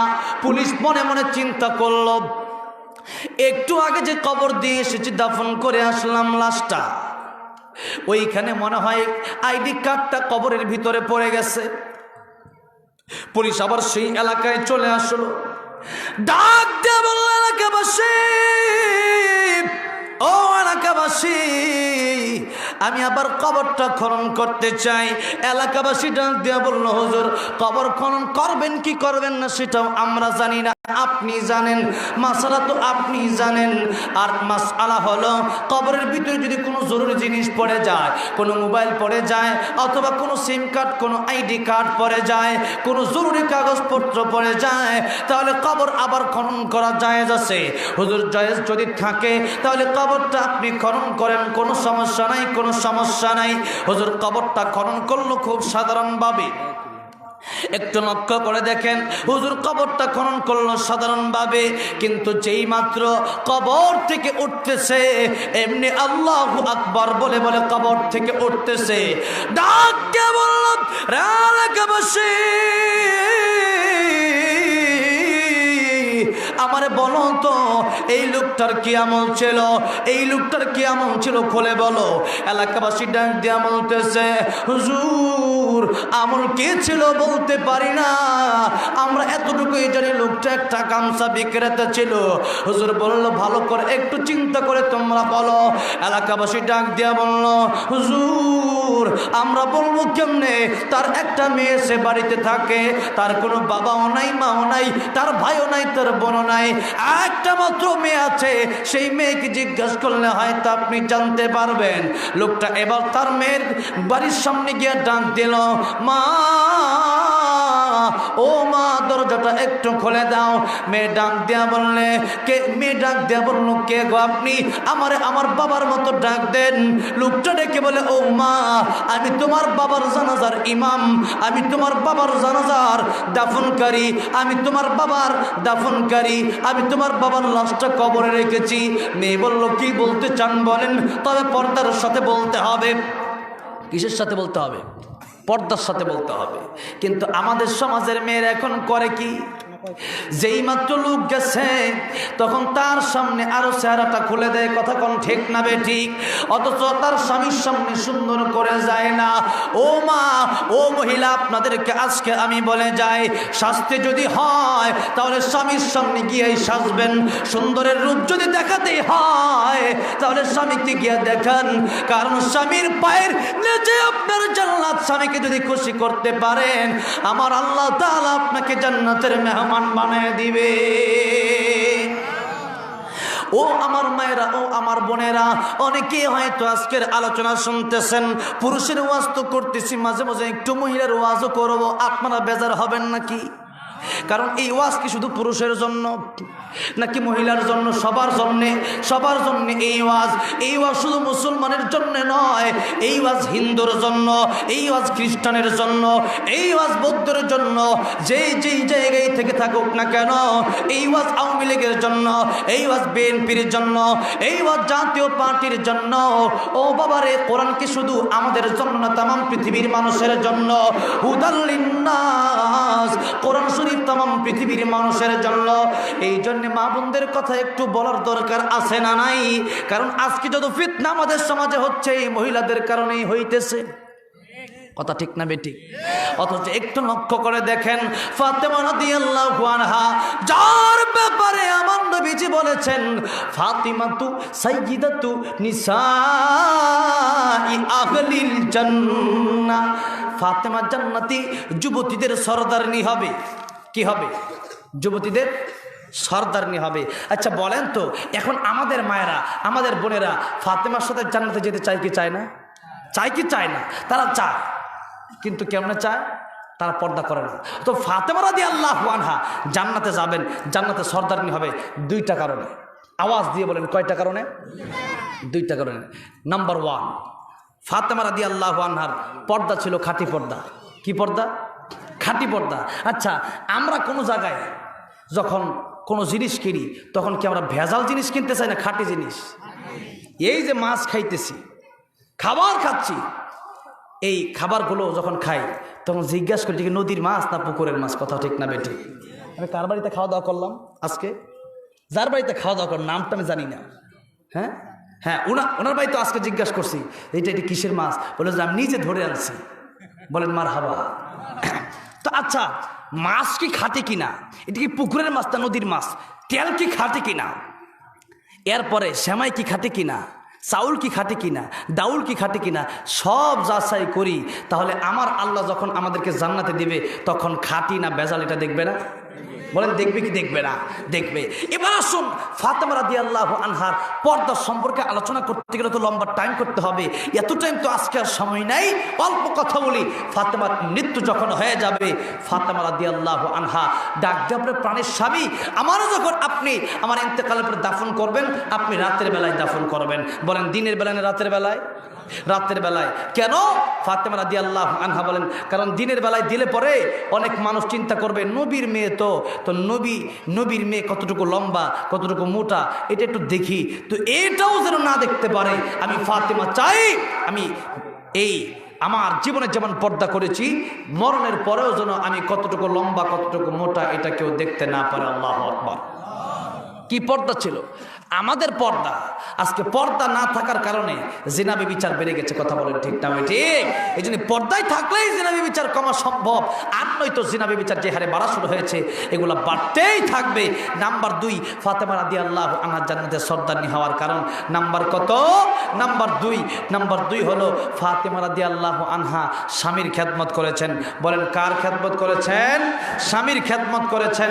একদিন আমার নবীজি ফাতেমার ঘরে গিয়ে ডাক দিলেন, ফাতেমা। জি আব্বা। ফাতেমা তুমি কোথায়? ফাতেমা বলে ইয়া রাসূলুল্লাহ, ইয়া হাবিবাল্লাহ, আব্বাজান আজকে আপনার সাথে আমি দেখা করতে পারবো না। নবীজি বলেন রে ফাতেমা, আমার সাথে তুমি দেখা করবে না কেন? ফাতেমা বলেন আব্বা আমার স্বামী আজকে আমি এমন একটা কাপড় পরেছি যে কাপড় দেখলে পরে আপনি আমাকে এমন একটা ধারণা হতে পারে যে ফাতেমাকে আলী এমন কাপড় দেয়, এই কাপড়টা দেখলে পরে আপনার ভালো না লাগতে পারে। এই জন্য আব্বা আজকে আপনার সাথে দেখা করতে পারবো না। একটু চিন্তা করে দেখেন, ফাতেমা যিনি বিশ্বনবীর রাহমাতুল আলামিনের মেয়ে, তিনি বলতেছেন আপনার সাথে দেখা করবো না যদি আমার স্বামীর ব্যাপারে আপনার ধারণা খারাপ হয়ে যায়। এই জন্য আর আজকের সমাজের নারীরা শাশুড়ির বাড়ি থেকে বদনাম বলে। কথা বলেন ঠিক না ঠিক? বলে যে আমার স্বামী ভালো না, এরকম কথা যারা বলেন, স্বামীকে যারা কষ্ট দেন, মনে করবেন জাহান্নাম আপনি পায়ের নিচে নিয়ে ঘুরতেছেন। কথা বলেন না কেন? ঠিক না ঠিক? এই জন্য স্বামীকে কষ্ট দেওয়া যাবে? আমার ভাইরা, আমার মুরব্বী হুজুর বলতেছিলাম, সেই মেয়ে বলল হুজুর আপনি যাই করেন না কেন আমার পর্দার বাইরে থেকে আমার সাথে কথা বলতে হবে। হুজুরটাকে বলল ও মা, তোমার সাথে আমি কথা বলবো, একটা কথা জানার জন্য তোমার কাছে আমি এসেছি। এবার ডাক দিয়া বলল কি বলবেন বলেন? মা গো, যেই কথাটা আমি তোমার কাছে জানতে চাই, বলো বলো তোমার বাবার কোন ইবাদত ছিল, কোন ভালো ইবাদত ছিল, একটু আমার কাছে খুলে বলো। মেয়েটা ডাক দিয়া বলে কোন আমল ভালো ছিল তা আমি বলতে পারবো না। ডাক দিয়া বলল একটু ভালো করে মনে করে দেখো। মেয়েটা আবার ডাক দিয়া বলে হুজুর আমার বাবা একজন গামছা বিক্রেতা ছিল, গরিব মানুষ, খেটে খাওয়া মানুষ, কিন্তু আমার বাবা যখন রাতের বেলায় যখন ঘরে আসতো, তখন আমার বাবা কোরআন শরীফ পড়তে পারতো না, শুধুমাত্র কোরআন শরীফটা খুলতো, আর কোরআন শরীফ খুলে এরপরে লাইনে লাইনে আঙ্গুল গোড়াতো আর বলতো, ইয়া আল্লাহ কা কালাম হ্যাঁ, ইয়ে মাওলা কা বাত হ্যাঁ, এটা আল্লাহর কালাম, এটা আমার মাওলার কথা। আর চোখের পানি ছেড়ে দিয়ে কাঁদতো। আমার বাবার একটা আমলি ছিল, আমার বাবা এইভাবেই দুনিয়া থেকে বিদায় নিয়ে গেছে। এবার হুজুর ডাক দেয়া বলে, রে এলাকাবাসী, আমি বুঝতে পেরেছি তার আমলটা আমি জিজ্ঞাসা করার জন্য এই জন্যে এসেছিলাম। সেই ব্যক্তি কোরআনকে ভালোবাসছে, কোরআন পড়তে পারে নাই, কোরআনকে শুধুমাত্র ভালোবাসছে, শুধু এই কথা বলছে, এই আল্লাহ কা কালাম হ্যাঁ, আল্লাহ এটা তোমার কালাম, আল্লাহ তোমার আমি বড় ভালোবাসি, এই জন্যে আমার আল্লাহ তার কবরটাকে জান্নাতের বাগান বানায়া দিছে। আর তো জোরে বলেন না সুবহানাল্লাহ। আচ্ছা, কোরআনকে ভালোবাসার কারণে যদি জান্নাতের বাগান হয়ে যায়, তাহলে বলেন সে কোরআন যদি কেউ পড়ে, সেই কোরআন যদি তার জীবনকে সে যাপন করে, জীবনকে পরিচালিত করে, তাহলে তার কবরটা আল্লাহ জান্নাতের বাগান বানাবে কি বানাবে না? বানাবে। বলতেছিলাম, সম্পর্ক যদি ভালো জিনিসের সাথে হয় তাহলে সেই মানুষের দাম বেড়ে যায়, সম্পর্ক যদি খারাপ মানুষের সাথে হয় তাহলে দামটাও কমে যায়। মনে করেন কারো সম্পর্ক একজন আলেমের সাথে, তাহলে কি বলবে, লোকটা দেখছি ভালো, হুজুরের সাথে চলাফেরা করে। আরেকজন লোকের সাথে সম্পর্ক সুরের সাথে, তাই বলবে কি যে অমুকে দেখছি সুরের সাথে ঘোরে, তাহলে তাকে কি সবাই ভালোভাবে দেখবে? বলবে সেও মনে হয় সুর, আর সে যে আরেক সুরের সাথে চলে সেও মনে হয় সুর। কথা বলেন ঠিক না ঠিক? এই জন্য সম্পর্ক ভালো হলে পরে দাম বেড়ে যায়। আমার নবী যে বলেন, শাবান ও শাহরি ওয়া রমাদান শাহরুল্লাহ, এই মাস হলো আমি নবীর মাস। বলেন এই মাসটা কার মাস? নবীর মাস। আচ্ছা, সব মাস কি? সব মাসই তো আল্লাহ, সব মাসই কার? এরপরেও নবী বললেন এই মাসটা আমার মাস। আব্দুল কাদের জিলানী রহমতুল্লাহি আলাইহি বলেন, এই শাবান মাস নবীর মাস কেমনে? যে মনে করেন রমজান মাস হলো সবচেয়ে বড় দামি মাস। এখন সমস্ত মাখলুকের উপর কার দাম? বলেন কার দাম? আল্লাহর দাম। আল্লাহর উপরে কোনো মাখলুক যেতে পারবে? পারবে না। আর যত সৃষ্টি আছে আল্লাহর, যত সৃষ্টি আছে সব সৃষ্টির মধ্যে সবচাইতে বেশি প্রিয়, সবচাইতে বেশি প্যারা, সবচাইতে শ্রেষ্ঠ বান্দাকে? আমাদের নবীজি। বলেন কে? আমাদের নবীজি মুহাম্মদ রাসূলুল্লাহ সাল্লাল্লাহু আলাইহি ওয়াসাল্লাম। এবার এই আমার আল্লাহর চাইতে বড় যেমন কেউ না, এই 12 মাসের ভিতরে রমজান মাস সবচেয়ে বেশি দামি। আর নবী যেমন সৃষ্টির শ্রেষ্ঠ, এই বাকি 11 মাসের ভিতরে এই শাবান মাসটার দাম বেশি। বলেন সুবহানাল্লাহ। এবার আসেন, এই মাসে 3টা আমল আমরা করব। বলেন কয়টা? 1 নম্বর বেশি বেশি ইবাদত। 1 নম্বর বেশি বেশি কি? ইবাদত। নাম্বার 2 বেশি বেশি রোজা, এই মাসেই রাখতে হবে। কি? রোজা। নাম্বার 3 কবর জিয়ারত। নাম্বার 3 কি? কবর জিয়ারত। অনেকে আছেন বছরকে বছর হয়ে গেছে, বাপ মার সম্পদ খাইতেছেন, বাপ মা লক্ষ লক্ষ টাকা ব্যাংকে রেখে গেছে, আপনি সেই টাকা দিয়ে চলতেছেন, কিন্তু আজকে বাপ মার কথা মনে নাই। এমন লোক আছে না নাই? আহা, বাপ মা, যে বাপ মার ওসিলায় আপনি দুনিয়াতে আসলেন, সে বাপ মাকে আজকে আপনি ভুলে গেছেন। অদূর ভবিষ্যতেও এই কথা মনে রাখবেন, এমনটাই হতে পারে যে আপনার সন্তান আপনার কবরে গিয়ে জিয়ারত করবে না। কথা বলেন ঠিক না ঠিক? কথা বলেন। তো এই জন্যে বাপ্পার কবরটা মাঝে মাঝে জিয়ারত করার দরকার আছে না নাই? আছে। তাহলে এবার আসেন, নবীজি আমি কেন আলোচনাটা করতেছি জানেন? আগামীকাল লাইলাতুল বরাত, আগামীকাল লাইলাতুন নিসফি মিন শাবান, অর্থাৎ আমরা যে বলি শবে বরাত। কি শবে বরাত? কবে? আগামীকাল। তার মানে বোঝা যাচ্ছে যে আগামীকাল রাত্রটা অনেক দামি রাত। কি রাত? দামি রাত। অনেকেই বলে এই লাইলাতুল বরাত বা লাইলাতুন নিসফি মিন শাবান নাই। যারা বলে নাই এদের এলেম নাই। কথা বলেন ঠিক না বেঠিক? কেন এলেম নাই? কারণ হাদিস শরীফের ভিতরে আসছে। তো সে যদি বলে নাই, তাহলে সে ব্যক্তি আমার নবীর কথা বিশ্বাস করলো না। একটু চিন্তা করে দেখেন, যে ব্যক্তি নবীর কথাই বিশ্বাস করে, তার ইমানের কি গ্রহণযোগ্যতা, তার আমলের কি গ্রহণযোগ্যতা আছে? এই জন্যে আসুন, অনেকেই বলবে যে দুর্বল হাদিস। আচ্ছা আমি বলি যে দুর্বল হাদিসটাকে জয়ীফ বলার কারণ কি? যে রাবি হয়তো দুর্বল, রাবির আমল হয়তো একটু কম, তার কারণে তাকে দুর্বল বলতেছে। সহিহ, হাসান আর জয়ীফ। এখন সহি কোনটা? বলে যার ইবাদত, যার ইমানটা শক্ত বেশি, আর যার ইমানটা আর একটু কম শক্ত বা যার আমলটা একটু কম, এটাকে বলা হয় হাসান। আর যার আমল আর একটু কম তাকে বলা হয় জয়ীফ। তার হাদিসটা সে বর্ণনা করেছে যেহেতু। এখন একটা কথা আমি আপনাদেরকে বোঝাতে চাই, বোঝানোর জন্য বলি। মনে করেন একজন মোটা সোটা ব্যক্তি আসছে আপনার সাথে মারামারি করার জন্য। আপনি হলেন হ্যাংলা পাতলা মানুষ, তো আপনার সাথে আরো 5 জন আছে। তো এখন এক মোটা কি 6 জনের সাথে পারবে? বলেন পারবে? ঠিক তেমনি ভাবে দুর্বল হাদিস হলে কি হয়েছে, অসংখ্য হাদিস এসেছে এই লাইলাতুল বরাতের ব্যাপারে, লাইলাতুল নিসফি মিন শাবানের ব্যাপারে। গতবার এই মাসে এই যে চাঁদপুর, পাটুলের পরে চাঁদপুর, এই চাঁদপুর এই শাবান মাসে আলোচনা হয়েছিল। এই আমার আগে একজন বলল যে লাইলাতুল নিসফি মিন শাবান নাই। তা আমি বললাম কোন জায়গা থেকে? ইবনে মাজা শরীফ থেকে বললাম। কোন কিতাব? ইবনে মাজা শরীফ থেকে আমি আপনাদেরকে এই হাদিস বললাম, যে হাদিস খুতবা শুরুতে পড়েছি। এখন আসেন, আপনারা বলতে পারবেন যে জয়ীফ হাদিস। আরে জয়ীফ তো বর্ণনাকারী দুর্বল হইতে পারে, আমার নবীর কথা কি সত্য না দুর্বল? বলেন নবীর কথা সত্য না মিথ্যা? সত্য। এবার আসেন, নবীজি বললেন ইযা কানাত লাইলাতুন নিসফি মিন শাবান ফাকুমু লাইলাহা ওয়া সুমু ইয়াওমাহা। শাবানের এই রাত যখন আসবে, কোন রাত? যেই রাত হলো 14 তারিখ গিয়া 15 তারিখের রাত, অর্থাৎ শাবান মাসের মধ্য রজনী। আজকে শেষ 14 দিন, কালকে 14 দিন শেষ হয়ে কালকে 15 দিন শুরু হবে, 13 দিন শেষ। তার মানে আগামীকাল যেই রাত, এই রাতের নাম কি? লাইলাতুন নিসফি মিন শাবান। বলেন লাইলাতুন নিসফি মিন শাবান, হাদিস শরীফের ভাষা। আর আমরা বলি শবে বরাত, কারণ ওইটা ফার্সি থেকে আসছে। কোন জায়গা থেকে আসছে? ফার্সি থেকে আসছে। এখনো অনেক শব্দ আছে যেগুলো ইংরেজি আমরা বাংলা হিসাবে ব্যবহার করি, যেমন ফ্যান, চেয়ার, এগুলো কি বাংলা শব্দ না ইংরেজি? ইংরেজি শব্দ। আবার উকিল, হ্যাঁ, এরপরে আছে যে ওনাকে গ্রেফতার করা হয়েছে, তো এইগুলো ফার্সি শব্দ। তো এই ফার্সি শব্দগুলা এখনো বাংলাদেশের ভিতরে অনেক শব্দ আছে ইংলিশ, অনেক আছে ফার্সি, অনেক উর্দু, যেগুলো সব মিলে এখন বাংলা, যেগুলো সব মিলে কি বাংলা। একটু পানি দিয়ে তো থাকি। তো এই সব মিলে হলো বাংলা। তো এবার আসেন, নবীজি বলেন লাইলাতুন নিসফি মিন শাবান, যেটাকে আমরা বলি শবে বরাত। তাহলে এই শবে বরাতের রজনী যখন আসবে, নবীজি বলেছেন কুমু লাইলাহা, তোমরা এই রাতের বেলায় ইবাদত করো। ইবাদত বলতে কি 12 রাকাত নামাজ নাকি? আপনার মনে ছিল 2 রাকাত পড়েন, কোনো সমস্যা নাই, কিন্তু আখলিস দীনাকা ইয়াকফিকাল আমালুল কালিল। আমল কম হইলেও আমলটা বেশি হওয়া দরকার না কবুল হওয়া দরকার? বলেন বেশি হওয়া দরকার না ভালো হওয়া দরকার? আল্লাহ রাব্বুল আলামিন বলেন আল্লাযী খালাকাল মাউতা ওয়াল হায়াতা লিয়াবলুয়াকুম আইয়ুকুম আহসানু আমালা।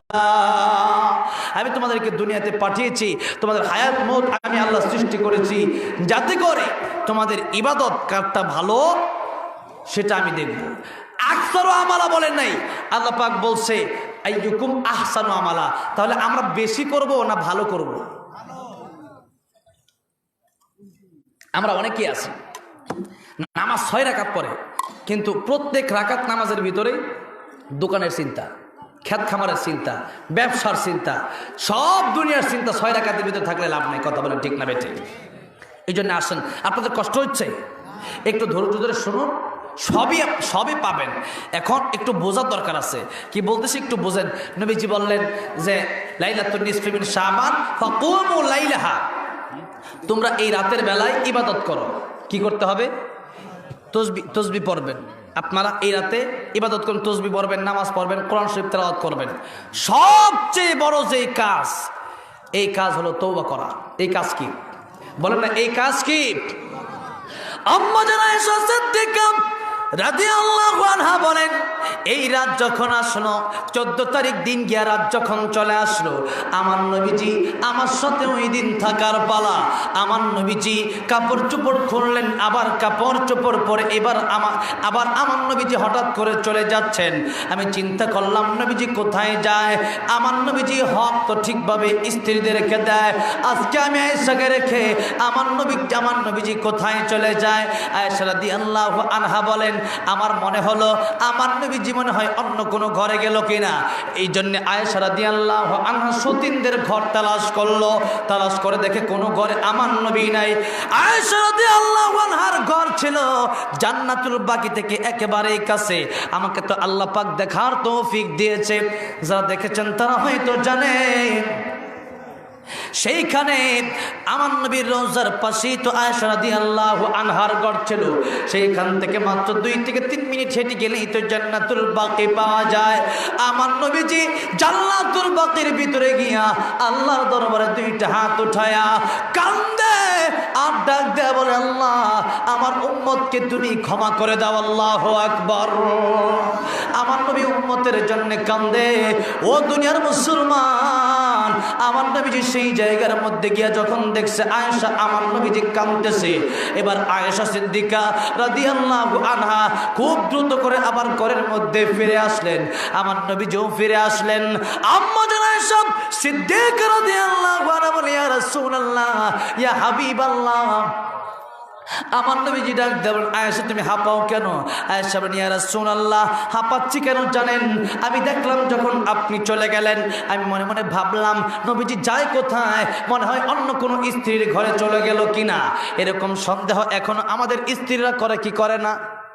করে। কেন করে? ভালোবাসা আছে বলেই করে। কথা বলেন ঠিক না বেঠিক? কারণ সে চিন্তা করে আপনি কার সাথে চ্যাট করেন, আপনি কার সাথে কথা বলেন, সে দেখে। কেন দেখে? সে চাই সে তাকে আপনি শুধু বেশি ভালোবাসেন। এখন ওই রাতটা তো আম্মাজান আয়েশার সাথে থাকার কথা আমার নবীজির। আমার নবীজি ডাক দিয়ে বলল, রে আয়েশা, ও আয়েশা, তুমি মনে করেছো কি যে আমি অন্য কোনো ঘরে কোনো স্ত্রীর ঘরে চলে গেছি? আয়েশা, তোমার কি মনে হয় আল্লাহ তাআলা আর আল্লাহ তাআলা এবং আল্লাহ রাসূল তোমার প্রতি অবিচার করবে, তোমার প্রতি বেইনসাফি করবে? না রে আয়েশা, আল্লাহ এবং আল্লাহ রাসূল তোমার প্রতি বেইনসাফি করবে না। এবার আসুন আমার ভাইরা, আমার মুরব্বি বাবাজিরা, আম্মা জান আয়েশা সিদ্দিকা রাদিয়াল্লাহু আনহাকে আমার নবীজি ডাক দিয়া বলেন, সব সময় যখন তোমার সাথে থাকি এমনি কেন যাই না, আজকে কেন আমি তোমার কাছ থেকে চলে গেলাম জান্নাতুল বাকিতে? এর কারণ হলো আয়েশা, একটু আগে আমার কাছে জিবরাইল আমিন চলে এসেছে এবং আমাকে বলেছে, ওগো নবীজি, ইয়া রাসূলুল্লাহ, ইয়া হাবিবাল্লাহ, ওগো নবীজি, আজকের এই রাত কোন রাত জানেননি? আজকের এই রাত্রিতে অসংখ্য অগণিত মানুষকে আমার আল্লাহ তাআলা ক্ষমা করে জান্নাতের মালিক বানায় দেয়। বলেন তো সেটা কোন রাত? শবে বরাত। বলেন কোন রাত? শবে বরাতের রাত। তো এই শবে বরাতের কথা আম্মা জান আয়েশা সিদ্দিকা রাদিয়াল্লাহু আনহা, হযরত আলী রাদিয়াল্লাহু আনহু, আবু হুরায়রা রাদিয়াল্লাহু আনহু, আবু মুসা আশআরী রাদিয়াল্লাহু আনহু সহ প্রায় 10 জন সাহাবী এই শবে বরাতের কথা বলেছেন। তাহলে বলেন তো 10 জন সাহাবী কি মিথ্যা কথা বলছে? 10 জন সাহাবী মিথ্যা কথা বলছে? যাদের ব্যাপারে আল্লাহ বলেছেন রাদিয়াল্লাহু আনহুম ওয়া রাদু আনহু, আল্লাহ তাদের উপর রাজি আর তারাও আল্লাহর প্রতি খুশি। তাহলে সেই সাহাবীরা কোনোদিন মিথ্যা কথা বলতে পারে? পারে না। সেই সাহাবীরা বললেন যে শবে বরাতের কথা বললেন, এখন তাহলে বোঝা গেল শবে বরাত আছে। তো এই রাতে আমরা ইবাদত করব বলি ইনশাআল্লাহ। এবার আসেন, এই রাত্রে আল্লাহ তাআলা মানুষকে ক্ষমা করে দেয়। কি করে দেয়? বলেন কি করে দেয়?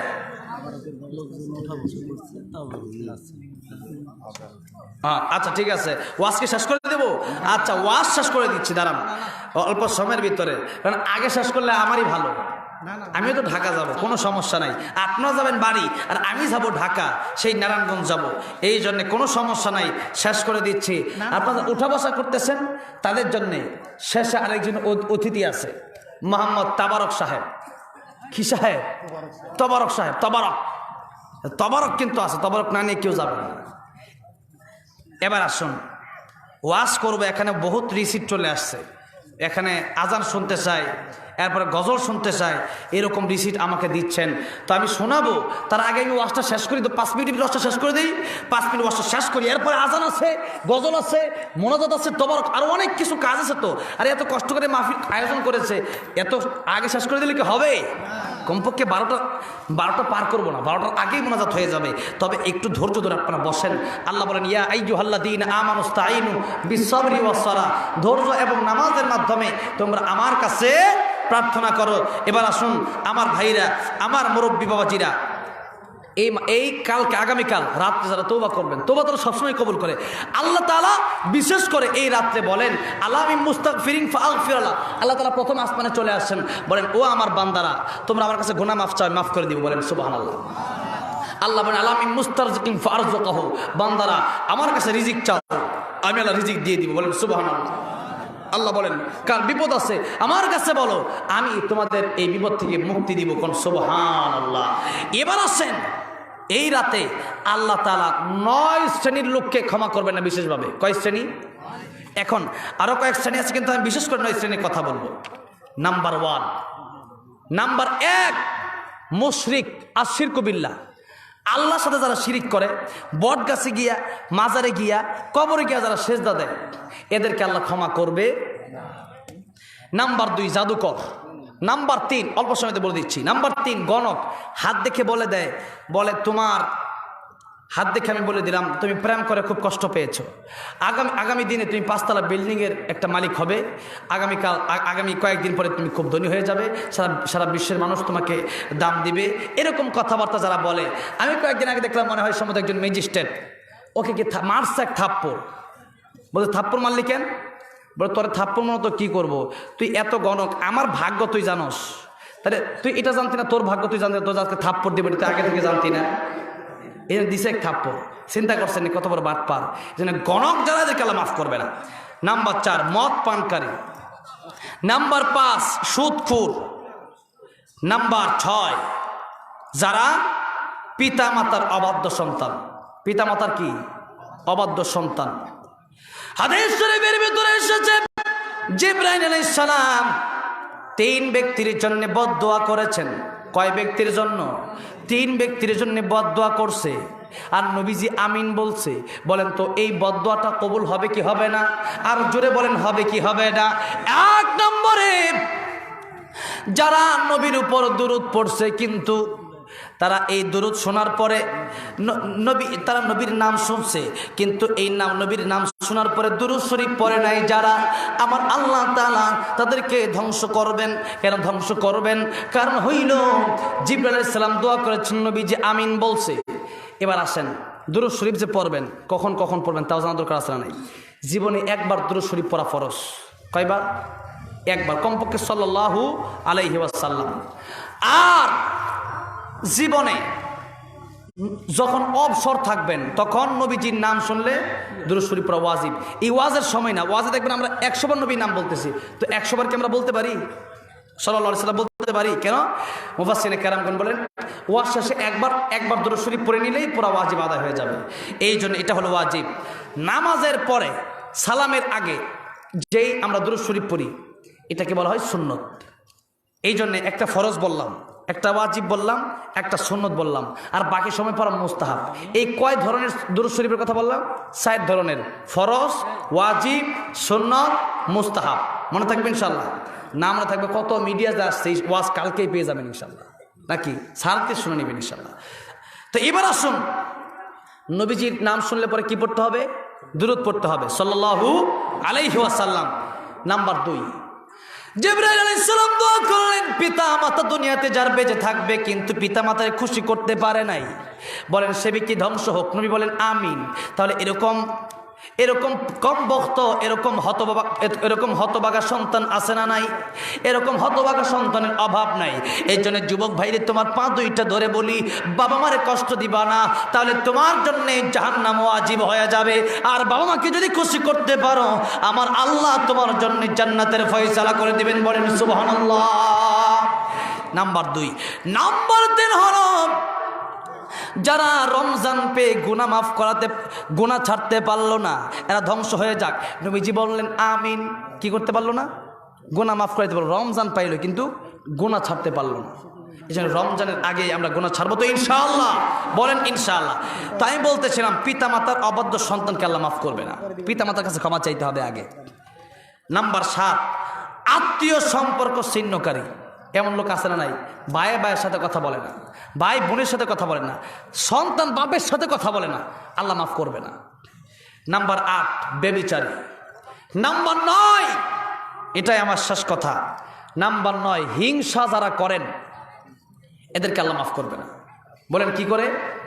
হিংসা করে। আজকে হিংসার দাবানল পুরো বাংলাদেশে চলতেছে, কথা বলেন ঠিক না বেঠে? এত পরিমাণ হিংসা, আমি সেই ভারতে গেলাম, এত হিংসা দেখি নাই মানুষের ভিতরে। বলতে হুজুর বাংলাদেশে এত হিংসা মানুষের ভিতরে কিভাবে সম্ভব? এই যে মাত্র 2-1 দিন হলো একজন বক্তা ওয়াজ করে যাচ্ছে, তার জিহ্বাটা কেটে দিয়েছে, নাউজুবিল্লাহ বলেন। আপনারা চিন্তা করতে পারেন, একজন আলেম দ্বীন, সে যে খানের হোক না কেন, একজন মুসলমান, সেই ব্যক্তি যখন ওয়াজ করে চলে যাচ্ছে তার জিহ্বাটা কেটে দিছে। এই জন্য আমরা আজকের মিডিয়ার মাধ্যমে পুরা বাংলাদেশে এই কথা জানাই দিতে চাই, আপনারা এগুলো তদন্ত করেন। ওলামায়ে কেরামদের বিরুদ্ধে কারা এই কাজগুলো করেছে, এই হিংসাত্মক আচরণ কারা করেছে? আমার তো মনে হয় কোনো ইমানদার এই কাজ করতে পারে না, কথা বলেন ঠিক না বেঠিক? যারাই করেছে, এই বক্তা জিহ্বা কেটে, চিন্তা করেন কত বড় একটা অন্যায়মূলক কাজ করেছে। একটা মানুষের হাত পা কেটে দিলেও তো এত কষ্ট হয় না, জিহ্বা কেটে দেওয়ার পরে চিন্তা করেন, জিহ্বা কাটলে খেতে পারবেন? জিহ্বা কাটলে সারা দিন পানি খেয়ে বাঁচতে হবে, যতদিন বাদ বেঁচে থাকেন। এরপরে জিহ্বা কাটলে আপনি কথা বলবেন কি দিয়া? জবান দিয়ে আল্লাহ রাখবেন কি দিয়া? লা ইলাহা ইল্লাল্লাহ জিকির করবেন কি দিয়া? সেই জিহ্বা কেটে দিয়েছে। কত বড় হিংসাত্মক আচরণ হলে পরে এই কাজ করতে পারে। আজকে আমি না বললে পরে আগামী দিন আমারও তো ক্ষতি করতে পারে। ওলামায়ে কেরামদেরকে এই কাজগুলো করা হচ্ছে। আপনারা অনেকেই শুনেছেন যে আলেমটা ওয়াজ করে যাচ্ছিল, তাকে রাস্তায় আটকায় তার জিহ্বা কেটে দিয়েছে। আপনারা চিন্তা করতে পারেন, এই কথা শুনলে অনেকে, আমার তো অবস্থা ঠিক থাকে না যে একজন আলেমের জিহ্বাকে আপনি কাটে। এই জন্য তদন্ত করতে হবে এবং তাদের বিচার করতে হবে, কথা বলেন ঠিক না বেঠিক? সেই ব্যক্তির বিচার করতে হবে। ওলামায়ে কেরামদের বিরুদ্ধে কারাই কাজ করে, আল্লাহ পাক যেন সবাইকে ওলামায়ে কেরামদেরকে ভালোবাসার তৌফিক দান করুন, আমিন। এবার আসেন, হিংসাত্মক আচরণ করা যাবে। আমাদের দেশে হিংসা বলতে একটা কথা বুঝবেন, একটা মানুষকে আল্লাহ পাক দিয়েছে, আবার কাউকে দেয় নাই। তো যাকে আল্লাহ পাক দিয়েছে তাকে দিয়ে পরীক্ষা করতেছে, যাকে আল্লাহ পাক দেয় না তাকে না দিয়ে পরীক্ষা করতেছে, কথা বলে ঠিক না ঠিক? এবার আল্লাহ তাআলা কি বলতেছেন দেখেন, আল্লাহ বলেন ফাযকুরুনি আযকুরকুম ওয়াশকুরু লি ওয়া লা তাকফুরুন।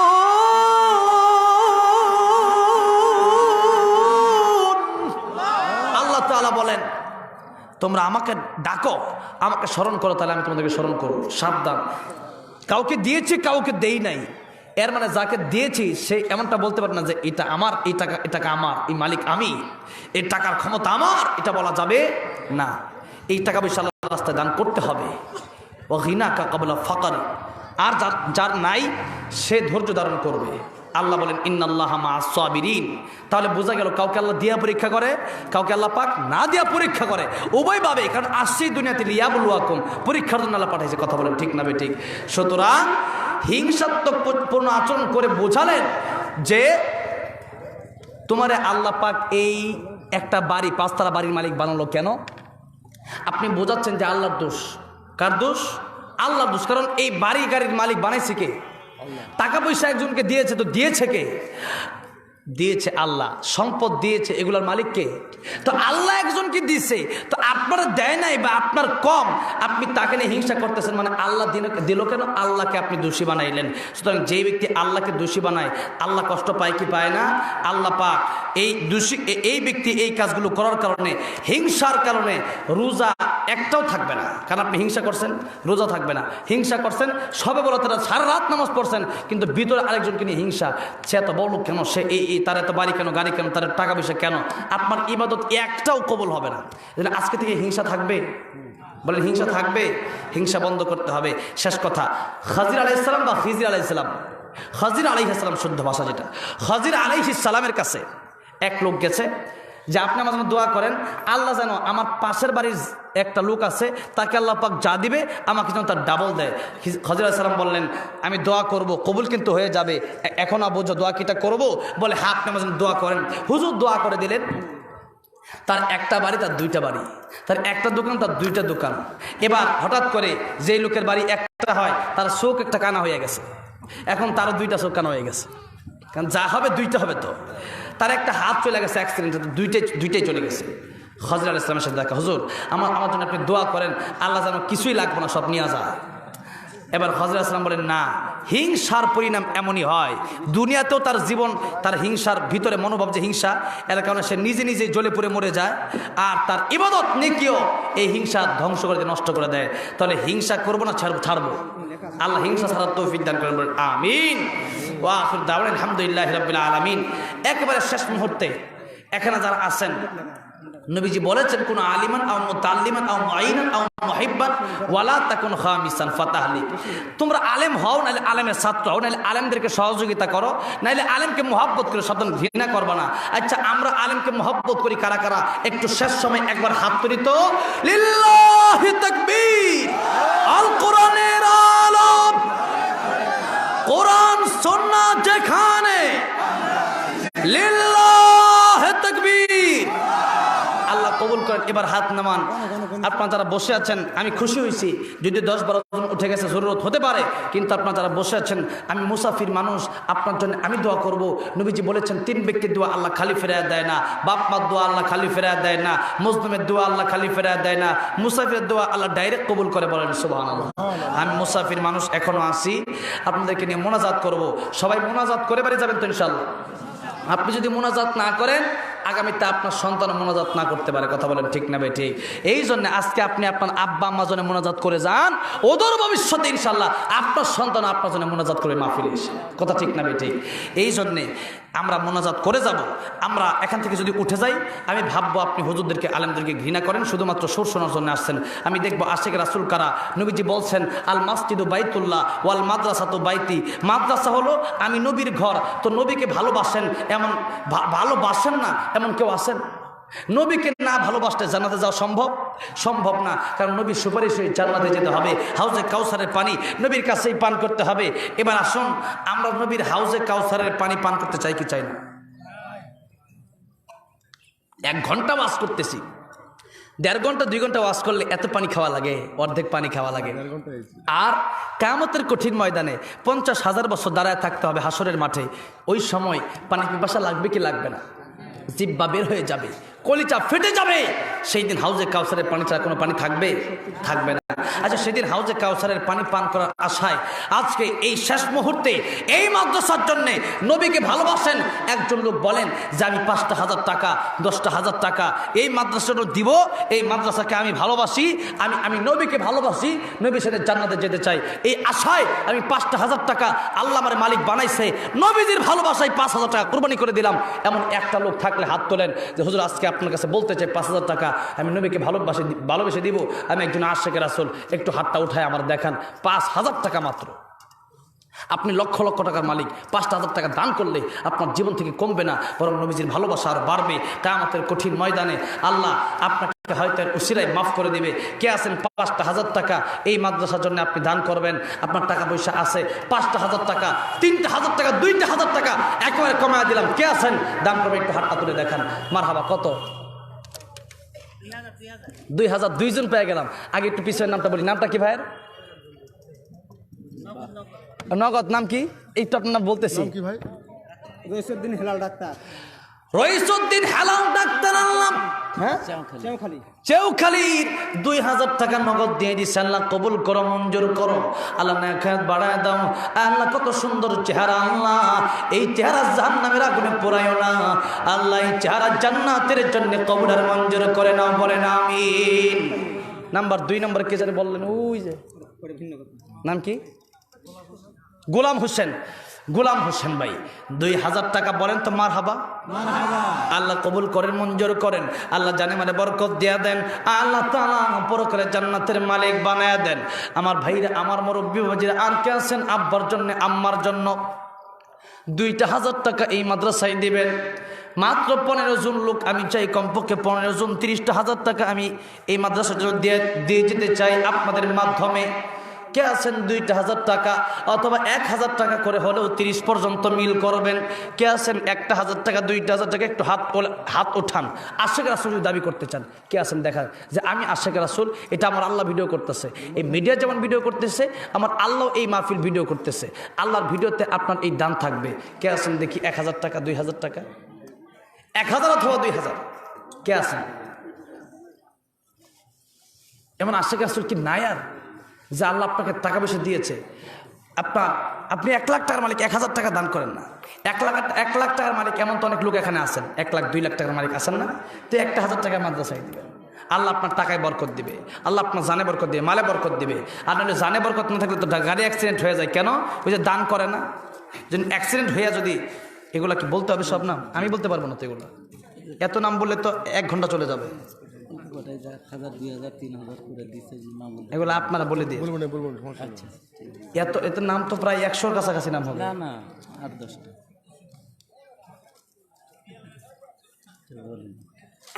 মোহাম্মদ শাহনাজ কত? 500। মোহাম্মদ আয়েশা 1000। মুবারক হোসেন নগদ 1500, বাকি 3000। মাশাআল্লাহ। মোহাম্মদ আশরাফুল ইসলাম নগদ 2000, বাকি 3000। মিজানুর রহমান সাহেব নগদ 1000, পরে 1000। আকরাম হোসেন 2000। মরিয়ম 500 টাকা। ডাক্তার আব্দুল আজিজ নগদ 100, পরে 2000। মহিলা প্যান্ডেল থেকে মোট 10,455 টাকা। বলেন মারহাবা। মারহাবা। ইমরান হোসেন নগদ 500। এটা কি? মা বাবার জন্য একজন 1000 টাকা। মাশাআল্লাহ। যোগ্য বাবার যোগ্য সন্তান নগদ 600 মায়ের জন্য। মাশাআল্লাহ। নগদ 500 স্বামীর জন্য। আল্লাহ কবুল করেন, মাফ করে দেন।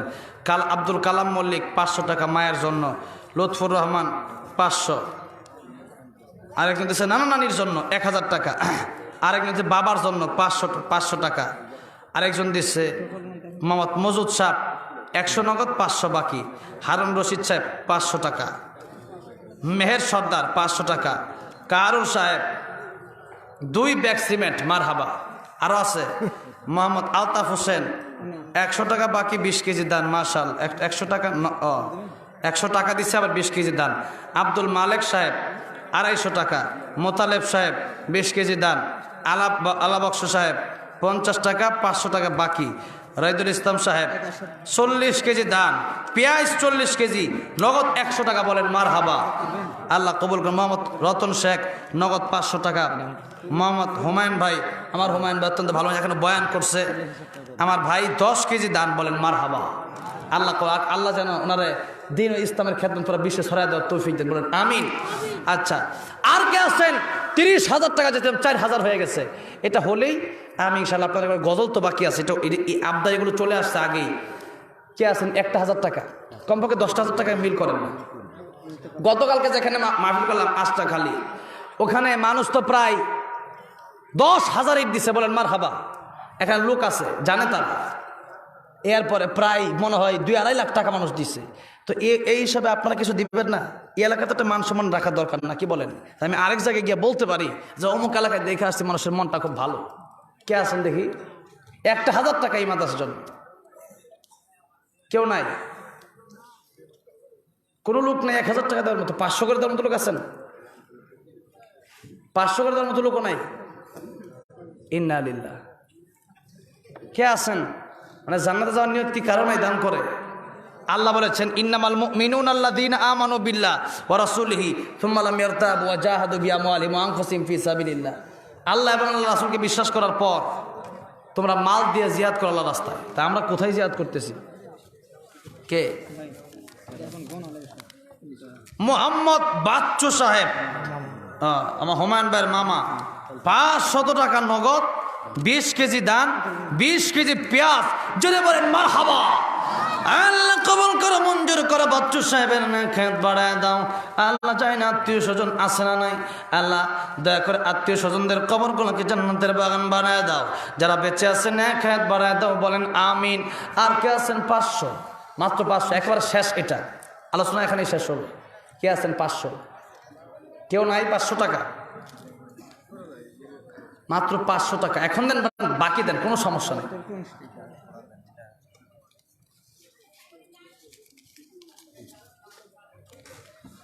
আক্কাস আলী সাহেব নগদ 100, পরে 200। আল্লাহ কবুল করেন, মঞ্জুর করেন। বলেন আমিন। আর কে আছেন? একটু তাড়াতাড়ি বলেন।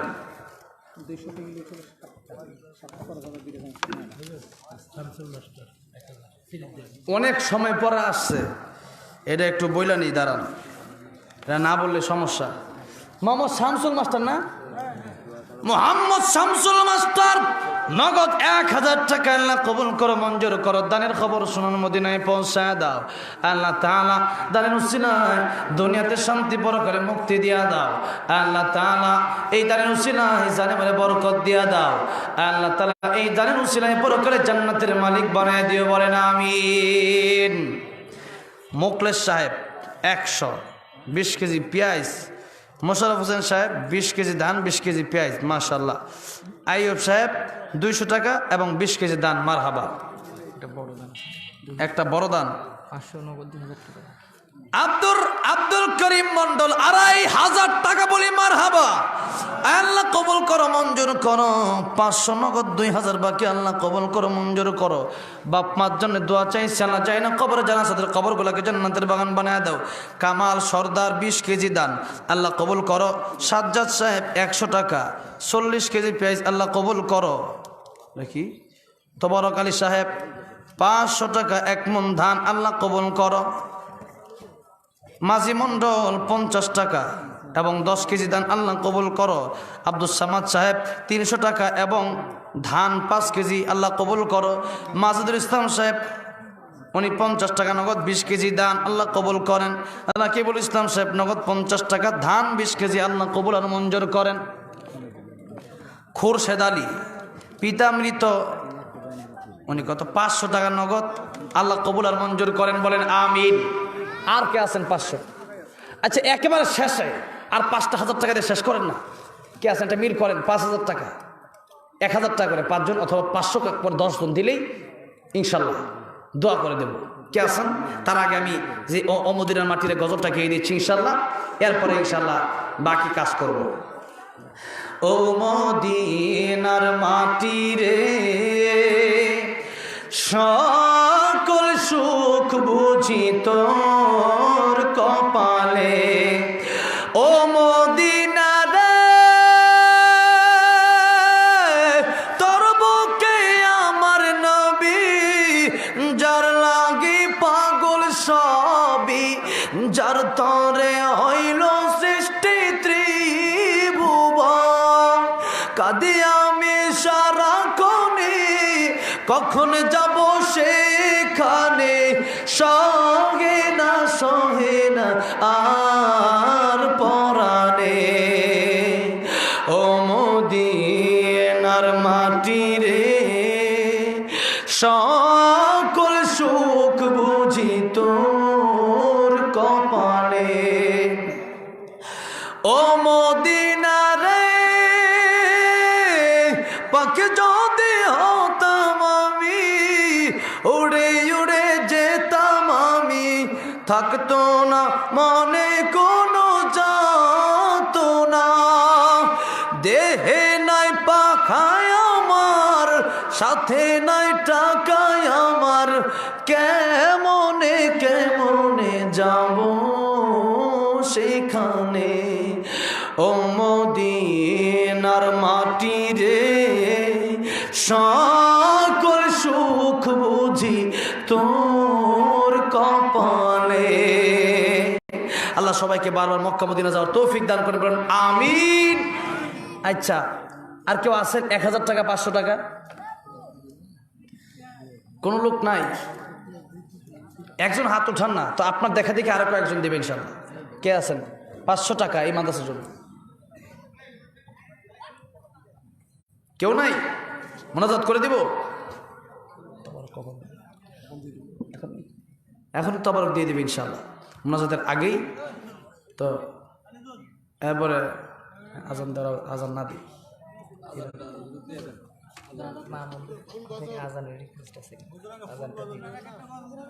আজান তো দেন অর্ধেক হলে দেন। আচ্ছা, অর্ধেক হলে দিয়েছি, ঠিক আছে। মন বলছে আল্লাহু আকবার, আল্লাহু আকবার, আল্লাহু আকবার,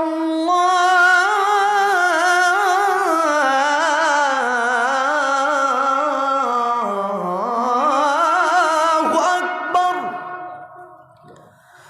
আশহাদু আল্লা ইলাহা ইল্লাল্লাহ,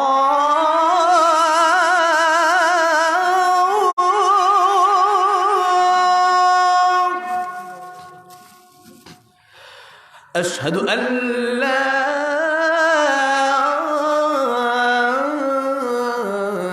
ইলাহা ইল্লাল্লাহ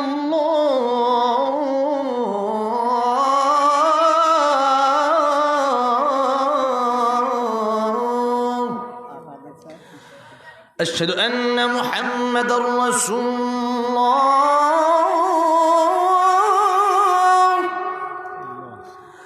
আশহাদু আন্না মুহাম্মাদার রাসূলুল্লাহ।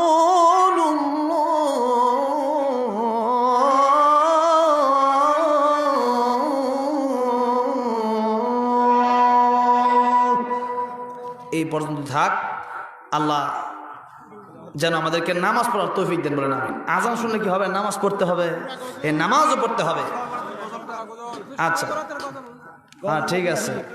শবে বরাতের গজল আগামীকাল শবে বরাত, আলহামদুলিল্লাহ। গজল গাওয়ার আগে আমার এক ভাই দিয়ে দিচ্ছে, আলহামদুলিল্লাহ, মাশাআল্লাহ।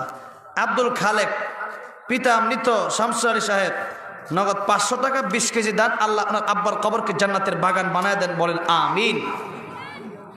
মোহাম্মদ আব্দুল সামাদ ডাক্তার, পিতা মৃত আকসার সাহেব, 100 টাকা 1 বস্তা সিমেন্ট। আল্লাহ কবুল আর মঞ্জুর করেন, আল্লাহ আব্বার কবরকে জান্নাতের বাগান বানায় দেন।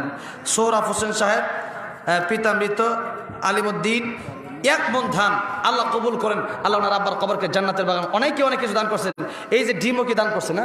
আল্লাহ আলহামদুলিল্লাহ। এদিকে মানুষ ডিমও দান করে, ধান দান করে। এগুলো আসলে মহাব্বতের বহিঃপ্রকাশ, যে যা আছে তাই দান করতেছি। আবু বকর সিদ্দিক রাদিয়াল্লাহু আনহুর মতো এরা আশিক রাসূল হতে চায়। আল্লাহ যেন বাস্তবে আশিক রাসূল, আল্লাহর ওলি হিসাবে সবাইকে কবুল আর মঞ্জুর করবেন, আমিন। এই ডিমগুলো যারা দিয়ে দিচ্ছে, এদের কি ভালোবাসা আছে না নাই? এই ডিম যারা দিচ্ছে ভালোবাসা আছে না নাই? এদের কাছে টাকা পয়সা নাই, মুরগি ডিম পারছে, হাঁস ডিম পারছে, এগুলো দিয়ে দিচ্ছে। এদের ভালোবাসা আরো বেশি, কোন সামর্থ্য অনুযায়ী তার দান করছে। কথা বলেন ঠিক না বেঠিক? এগুলো কি বিক্রি করা হবে ডিম? হ্যাঁ,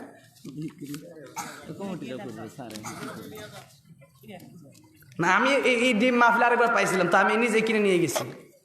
এই ডিম তো আবার সব জায়গায় পাওয়া যায় না, কথাটা বুঝতে পারছেন? দেশি মুরগির ডিম। হ্যাঁ ঠিক আছে, আমি কিনে নিবো ইনশাল্লাহ। আমাকে দিয়ে দিন তো ডিমগুলো, আমি টাকা দিয়ে দিব না যাওয়ার সময়। মুক্তার হোসেন সাহেব 100 টাকা, আল্লাহ কবুল আর মঞ্জুর করেন। গোলাম হোসেন সাহেব 40 কেজি দান, নগদ 50 টাকা, আল্লাহ কবুল করেন। আজহার আলী সাহেব 200 টাকা এবং 1 বস্তা সিমেন্ট, আল্লাহ কবুল করেন। একেবারে শেষ, মাহফিল শেষ, দোয়ার আগে যেহেতু দোয়া হয়ে যাবে, এই জন্যে আমি আপনাদেরকে একটা শবে বরাতের গজল আছে কলরব শিল্পী গোষ্ঠীর, সেই শবে বরাতের গজলটা আপনাদেরকে শোনাচ্ছি। এরপরে ইনশাল্লাহ মোনাজাত হয়ে যাবে। কারণ এই শবে বরাতের গজল গাইছে এই জন্য যে আগামীকাল হচ্ছে শবে বরাত, তাই না? তো শবে বরাতের গজল শুনলে হবে না, এই শবে বরাতের রাত্রে আমাদের ইবাদতও করতে হবে। তো আসুন, আল্লাহ তাআলা যেন আমাদেরকে হায়াত বাড়ায় দেন এবং পরবর্তীতে আমাদেরকে আল্লাহ তাআলা ইবাদত করার তৌফিক দান করেন, রমজান পর্যন্ত আমাদের হায়াত বাড়ায় দেন, বলেন আমিন। এই গজল গাবো, এরপরে মোনাজাত হবে। এলো খুশির বারাত নিয়ে শবে বরাত, এলো খুশির বারাত নিয়ে শবে বরাত। মুমিনের হৃদয়ে বহে খুশির জোয়ার, মুমিনের হৃদয়ে বহে খুশির জোয়ার। হবে পূর্ণ রাতের মুলাকাত, এলো খুশির বারাত নিয়ে শবে বরাত, এলো খুশির বারাত নিয়ে শবে বরাত। মসজিদে মসজিদে খুশির এলান, গুনগুন গুনগুন ঘরে তসবিহ কোরআন। মসজিদে মসজিদে খুশির এলান, গুনগুন গুনগুন ঘরে তসবিহ কোরআন। পাড়ায় পাড়ায় পড়ে নতুন সারা, পাড়ায় পাড়ায় পড়ে নতুন সারা। উপচে পড়ে রুটি নাকি? আমরা তখন হালুয়া রুটি কুরমা পোলাও খাইতে খাইতে রাত শেষ। কথা বলেন ঠিক না বেঠিক? খুশি মানে এই রাতে তওবা করতে হবে, আল্লাহ জীবনের গুনাহ মাফ করে দিবে, তাইলেই আমরা খুশি। কথা বলেন ঠিক না বেঠিক? আল্লাহ তৌফিক দান করবেন, আমিন। মোহাম্মদ বাবুল সাহেব 1000 টাকা, আল্লাহ কবুল আর মঞ্জুর করেন, বলেন আমিন। আর কে জানেন দান? এই যে আরেকজন 500, আব্দুল করিম 500 টাকা, আল্লাহ কবুল আর মঞ্জুর করেন, বলেন আব্দুল করিম কত? 1000 টাকা, নগদ 500, পরে 500, আল্লাহ কবুল আর মঞ্জুর করেন, আমিন। দোয়া হবে না? আর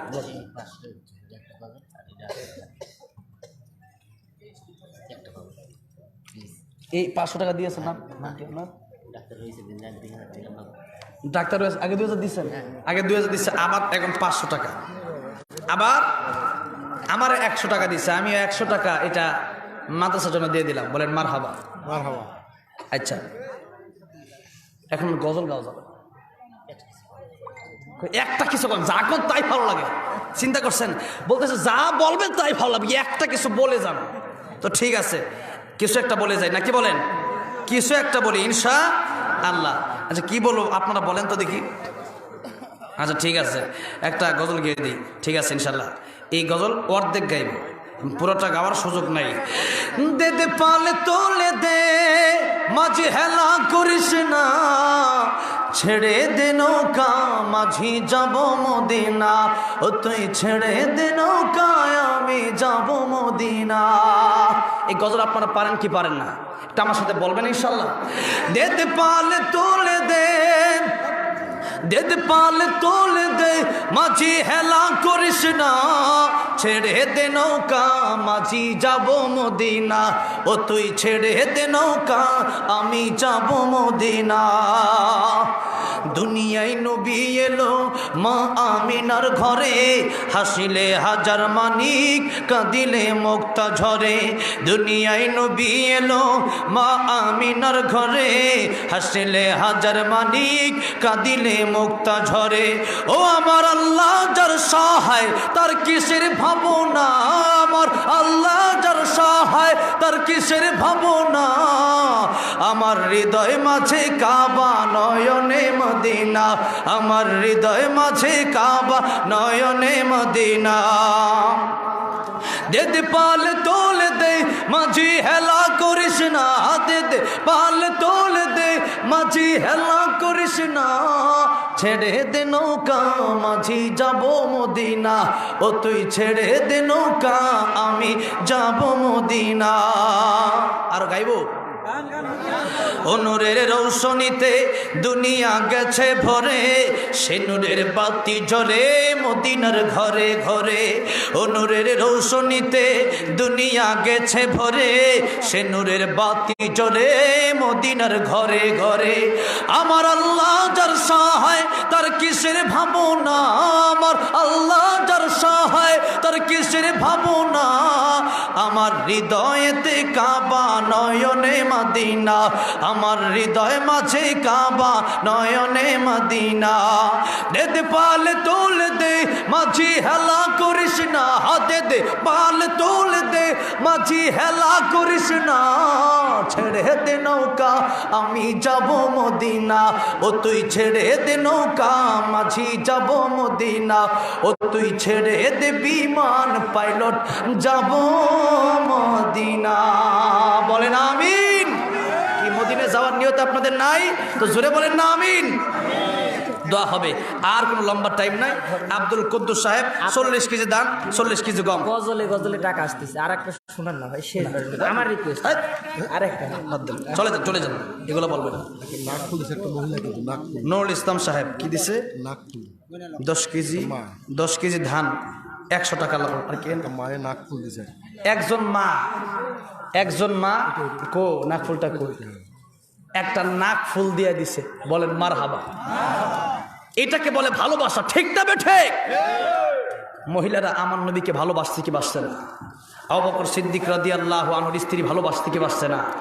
আজকে মনে হচ্ছে সেই ভালোবাসার বহিঃপ্রকাশ করে নবীজি বলছেন আল মাদ্রাসা তো বাইতি, মাদ্রাসা আমার ঘর। মহিলা খুশি হয়ে মাদ্রাসায় নাকফুল দিয়ে দিছে। আল্লাহ এই মহিলাকে যেন আম্মা জান খাদিজাতুল কুবরার সাথে জান্নাতের মালিক বানান। বলেন আমিন। এখন মোনাজাত হবে। এই ডিমগুলো সব আপনি কিনে দিচ্ছেন, আপনি নিয়ে যাবেন। আমার মা একটু কি কিনে দিছে? এই ডিমগুলো আমি কিনে দিচ্ছি। আপনি কিনে দিচ্ছেন? হ্যাঁ বাবু, টাকা দিয়ে দিচ্ছি। নামটা দেখি রইসুদ্দিন। ডাক্তার রইসুদ্দিন সাহেব, এখানে যত ডিম আছে আজকের এই ডিমগুলো, এই যে দেখেন কতগুলো ডিম দেখছেন নি? বলেন মারহাবা। জোরে বলেন মারহাবা। এই ডিম আমি কিনতে চাইছিলাম, যে আমি কিনে নিয়ে যাব। ডক্টর রইসুদ্দিন সাহেব আমার গজলে খুশি হয়ে সমস্ত ডিম উনি আমাকে কিনে হাদিয়ে দিয়েছেন। বলেন মারহাবা। আল্লাহ কবুল করেন। বলেন আমিন। ডক্টর রইসুদ্দিন সাহেবের আব্বা আম্মা আম্মা এবং স্ত্রী সুস্থ, আব্বা বেঁচে আছে? আম্মা এবং স্ত্রী উভয়জন অসুস্থ। আল্লাহ যেন ডক্টর রইসুদ্দিন সাহেবের আম্মা, উনি নিজেই ডাক্তার, কিন্তু সবচেয়ে বড় ডাক্তার কে? আল্লাহ। সবচেয়ে বড় ডাক্তার কে? আল্লাহ। ওনার আম্মা এবং ওনার স্ত্রীকে আল্লাহ আপনি শিফায়ে কামেলা আজলায় কুল্লিয়া নসিব করেন, বলেন আমিন। আচ্ছা, এই মুহূর্তে দোয়া হবে। অনেকে দোয়া চাইছে, অনেকের ফিরোজ সাহেব উনি 500 টাকা, আল্লাহ কবুল আর মঞ্জুর করেন, আল্লাহ রমজানকে কবুল করেন। এখন মোনাজাত হবে। অনেকে দোয়া চাইছে, 12টা বেজে গেছে। আমি চাইনি যে 12টার পরে আপনাদেরকে দেরি করাবো, হয়তো 5 মিনিট সময় লাগবে, দোয়া করে দেবো আর তবরক দিয়ে দিবি ইনশাআল্লাহ, মোনাজাত হয়ে যাবে। অনেকের আব্বা নাই, অনেকের আম্মা নাই, তাদের জন্য আমরা দোয়া করব। এরপরে অনেকে দোয়া চাইছেন অসুস্থ, আল্লাহ যেন শিফা দান করে দেন। অনেকের মনে নেক বাসনা কি আছে আমি জানি না, আল্লাহ জানে, আল্লাহ যেন পুরা করে দেন। মোনাজাত হবে, দুরূদ শরীফ পড়েন। আল্লাহুম্মা সাল্লি আলা মুহাম্মাদ ওয়া আলা আলি মুহাম্মাদ কামা সাল্লাইতা আলা ইব্রাহিম ওয়া আলা আলি ইব্রাহিম ইন্নাকা হামিদুম মাজিদ। আল্লাহুম্মা বারিক আলা মুহাম্মাদ ওয়া আলা আলি মুহাম্মাদ কামা বারাকতা আলা ইব্রাহিম ওয়া আলা আলি ইব্রাহিম ইন্নাকা হামিদুম মাজিদ। আলহামদুলিল্লাহি রাব্বিল আলামিন ওয়াল আকিবাতু লিল মুত্তাকিন ওয়াসসালাতু ওয়াসসালামু আলা সাইয়্যিদিল আমবিয়া ওয়াল মুরসালিন। রব্বানা যালামনা আনফুসানা ওয়া ইল্লাম তাগফির লানা ওয়া তারহামনা লানাকুনান্না মিনাল খাসিরিন। আল্লাহ তাআলা জীবন ভর গুনাহ করলাম, এরপরে তোমার কাছে হাত বাড়াইলাম। আল্লাহ জানি আমাদের গুনাহ যত বড়, তোমার রহমান রহিম নাম রহমত তার চাইতে অনেক বড়। আয় আল্লাহ তাআলা, জিন্দেগির গুনাহ তুমি যদি মাফ না করে দাও, কার দুয়ারে গিয়ে হাত বাড়াইব? আল্লাহ দয়া করে মেহেরবানি করে আমাদের প্রত্যেকের জীবনের গুনাহগুলি মাফ করে দাও। আয় আল্লাহ তাআলা, জানি না কার জনম দক্ষিণ মা নাই, বাবা নাই, কবর দেশে শায়িত। আল্লাহ তাদের কবর গুলাকে জান্নাতের বাগান তুমি বানায় দাও। আয় আল্লাহ, এই মাহফিলের জন্য যারা কষ্ট করলো, আল্লাহ আবদানপুর দিন ইসলাম নুরানী হাফিজিয়া মাদ্রাসা এবং ইতিমখানার জন্য এই পর্যন্ত টাকা পয়সা দিল, আয় আল্লাহ যারা আমার পাশে বসে রইল, আল্লাহ টাকা পয়সা দিল, মেধা দিল, বুদ্ধি দিল, শ্রম দিল, এই পর্যন্ত বসে রইল, রাত 12টার উপরে বাজে। আয় আল্লাহ, লাইলাতুন নিসফি মিন শাবানের আগের রাত্রে, আয় আল্লাহ তাআলা এই শাবান মাসে, আয় আল্লাহ তোমার দরবারে হাত বাড়াইছি। আয় আল্লাহ, এই কষ্টগুলাকে মাহফিল কমিটি আল্লাহ সহ এখানে যারা শ্রোতা ভাইরা আমরা যারা আসলাম, প্রত্যেকের মনের নেক বাসনা পুরা করে দাও। আয় আল্লাহ, এই মাহফিলকে কিয়ামতের কঠিন ময়দানে নাজাতের জরিয়া বানায় দিও। আয় আল্লাহ তাআলা, আয় আল্লাহ জানি না কার মনে কি নেক বাসনা নিয়ে হাত বাড়াইছে, প্রত্যেকের মনের নেক বাসনাগুলো আল্লাহ তুমি পুরা করে দাও। আয় আল্লাহ জানি না কার দাদা, কার দাদি, কার নানা, কার নানি, কার শ্বশুর, কার শাশুড়ি, কার আত্মীয় স্বজন কবরে, প্রত্যেকের বন্ধু বান্ধব আত্মীয় স্বজনদের কবরগুলোকে জান্নাতের বাগান বানায় দাও। আল্লাহ অনেকে দোয়া চাইছে, আল্লাহ আম্মা আব্বা সহ আত্মীয় স্বজন অসুস্থ, প্রত্যেকের কবরগুলোকে জান্নাতের বাগান বানায় দাও। আল্লাহ তাআলা ডক্টর রইসুদ্দিন সাহেব আল্লাহ দোয়া চাইছে, আয় আল্লাহ তাআলা আম্মা এবং স্ত্রী অসুস্থ, আল্লাহ তুমি শিফা কামেলা আজলা নসিব করে দাও। আল্লাহ যার বাড়িতে খাইলাম, আল্লাহ নামটা জানি না, আল্লাহ ভুলে গেছি, অনেক আহ্বান করে আল্লাহ আল্লাহ সেই বিকাল থেকে আমাকে নিয়ে এসেছে। আল্লাহ ওনার বাড়িতে তুমি বরকত নিয়ে দাও, ওনার নেক বাসনা পুরা করে দাও। একটা ছেলে একটা মেয়ে, আল্লাহ তুমি তাদেরকে আল্লাহ আল্লাহ দিনের জন্য কবুল আর মঞ্জুর করে নাও। আয় আল্লাহ, আমার সাথে যারা হাত বাড়াইয়া আমিন আমিন বলতেছে, আল্লাহ জানি না কার বাড়িতে কি অবস্থা, আল্লাহ জানি না কে বিপদের ভিতরে আছে, প্রত্যেককে বিপদ আপদ বালা মুসিবত থেকে হেফাজত করে দাও। আমার হুমায়ুন ভাই আল্লাহ এখানে আছেন না, আমার কাছে আল্লাহ আল্লাহ অনেক সময় কথা বলেছে, আল্লাহ কবুল আর মঞ্জুর করে নাও। আল্লাহ নাটোরের ভিতর অসংখ্য গণিত আমার অনেক ভাইয়ের আল্লাহ আছে, নরসাদ ভাই, সোহাগ ভাই সহ আল্লাহ অনেকের নাম জানি না, আল্লাহ তাদেরকে কবুল আর মঞ্জুর করে নাও। আল্লাহ তাআলা এই মাহফিলটা তুমি ভিডিও করে কিয়ামত কিয়ামতের কঠিন ময়দানে এই মাহফিলটাকে সামনে তুলে আমাদেরকে জান্নাতের মালিক বানায়া দিও আল্লাহ তাআলা। অনেকে দান করলো আল্লাহ জানি না, কে কোন নেক বাসনায় দান করলো আল্লাহ। অনেক মা বোনেরা আল্লাহ নাকফুল পর্যন্ত দিয়ে দিল আল্লাহ, ডিম থেকে নিয়ে আল্লাহ 1 টাকা 2 টাকা শুরু করে আল্লাহ যে যা দান করলো আল্লাহ দানগুলোকে কবুল আর মঞ্জুর করে নাও আয় আল্লাহ তাআলা। অনেকে অসুস্থ, তুমি ডাক্তারের বড় ডাক্তার আল্লাহ, শিফা কামলা যেন নসিব করে দাও আল্লাহ। এই মাদ্রাসাকে কবুল আর মঞ্জুর করে নাও আল্লাহ, ছাত্র শিক্ষকদেরকে কবুল আর মঞ্জুর করে নাও, মসজিদটাকে আল্লাহ কবুল আর মঞ্জুর করে নাও। মাদ্রাসা মসজিদের পাশে যারা রয়েছে আল্লাহ তাআলা গায়বী খাজনা থেকে তাদের রিজিকের ব্যবস্থা তুমি করে দাও আয় আল্লাহ তাআলা। যা চাইলাম তাও দান করো, যা চাই না আমাদের দরকার তুমি তাও দান করো। তামাম বিশ্বের মুসলিমার কবরগুলোকে আল্লাহ জান্নাতের বাগান বানায় দাও আয় আল্লাহ তাআলা। সবাইকে তুমি হেদায়েত দান করো আয় আল্লাহ। যা চাইলাম তাও দান করো, যা চাই না আমাদের দরকার তুমি তাও দান করো।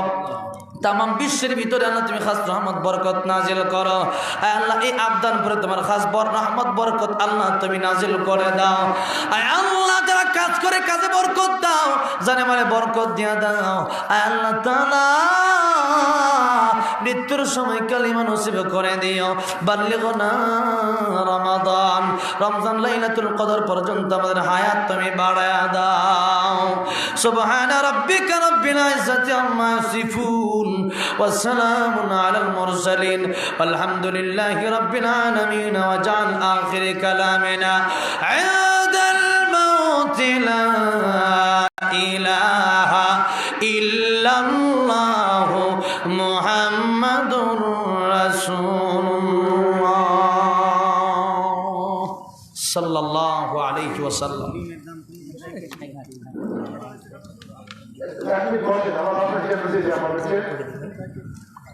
উপস্থিত সম্মানিত উপস্থিতি, আমাদের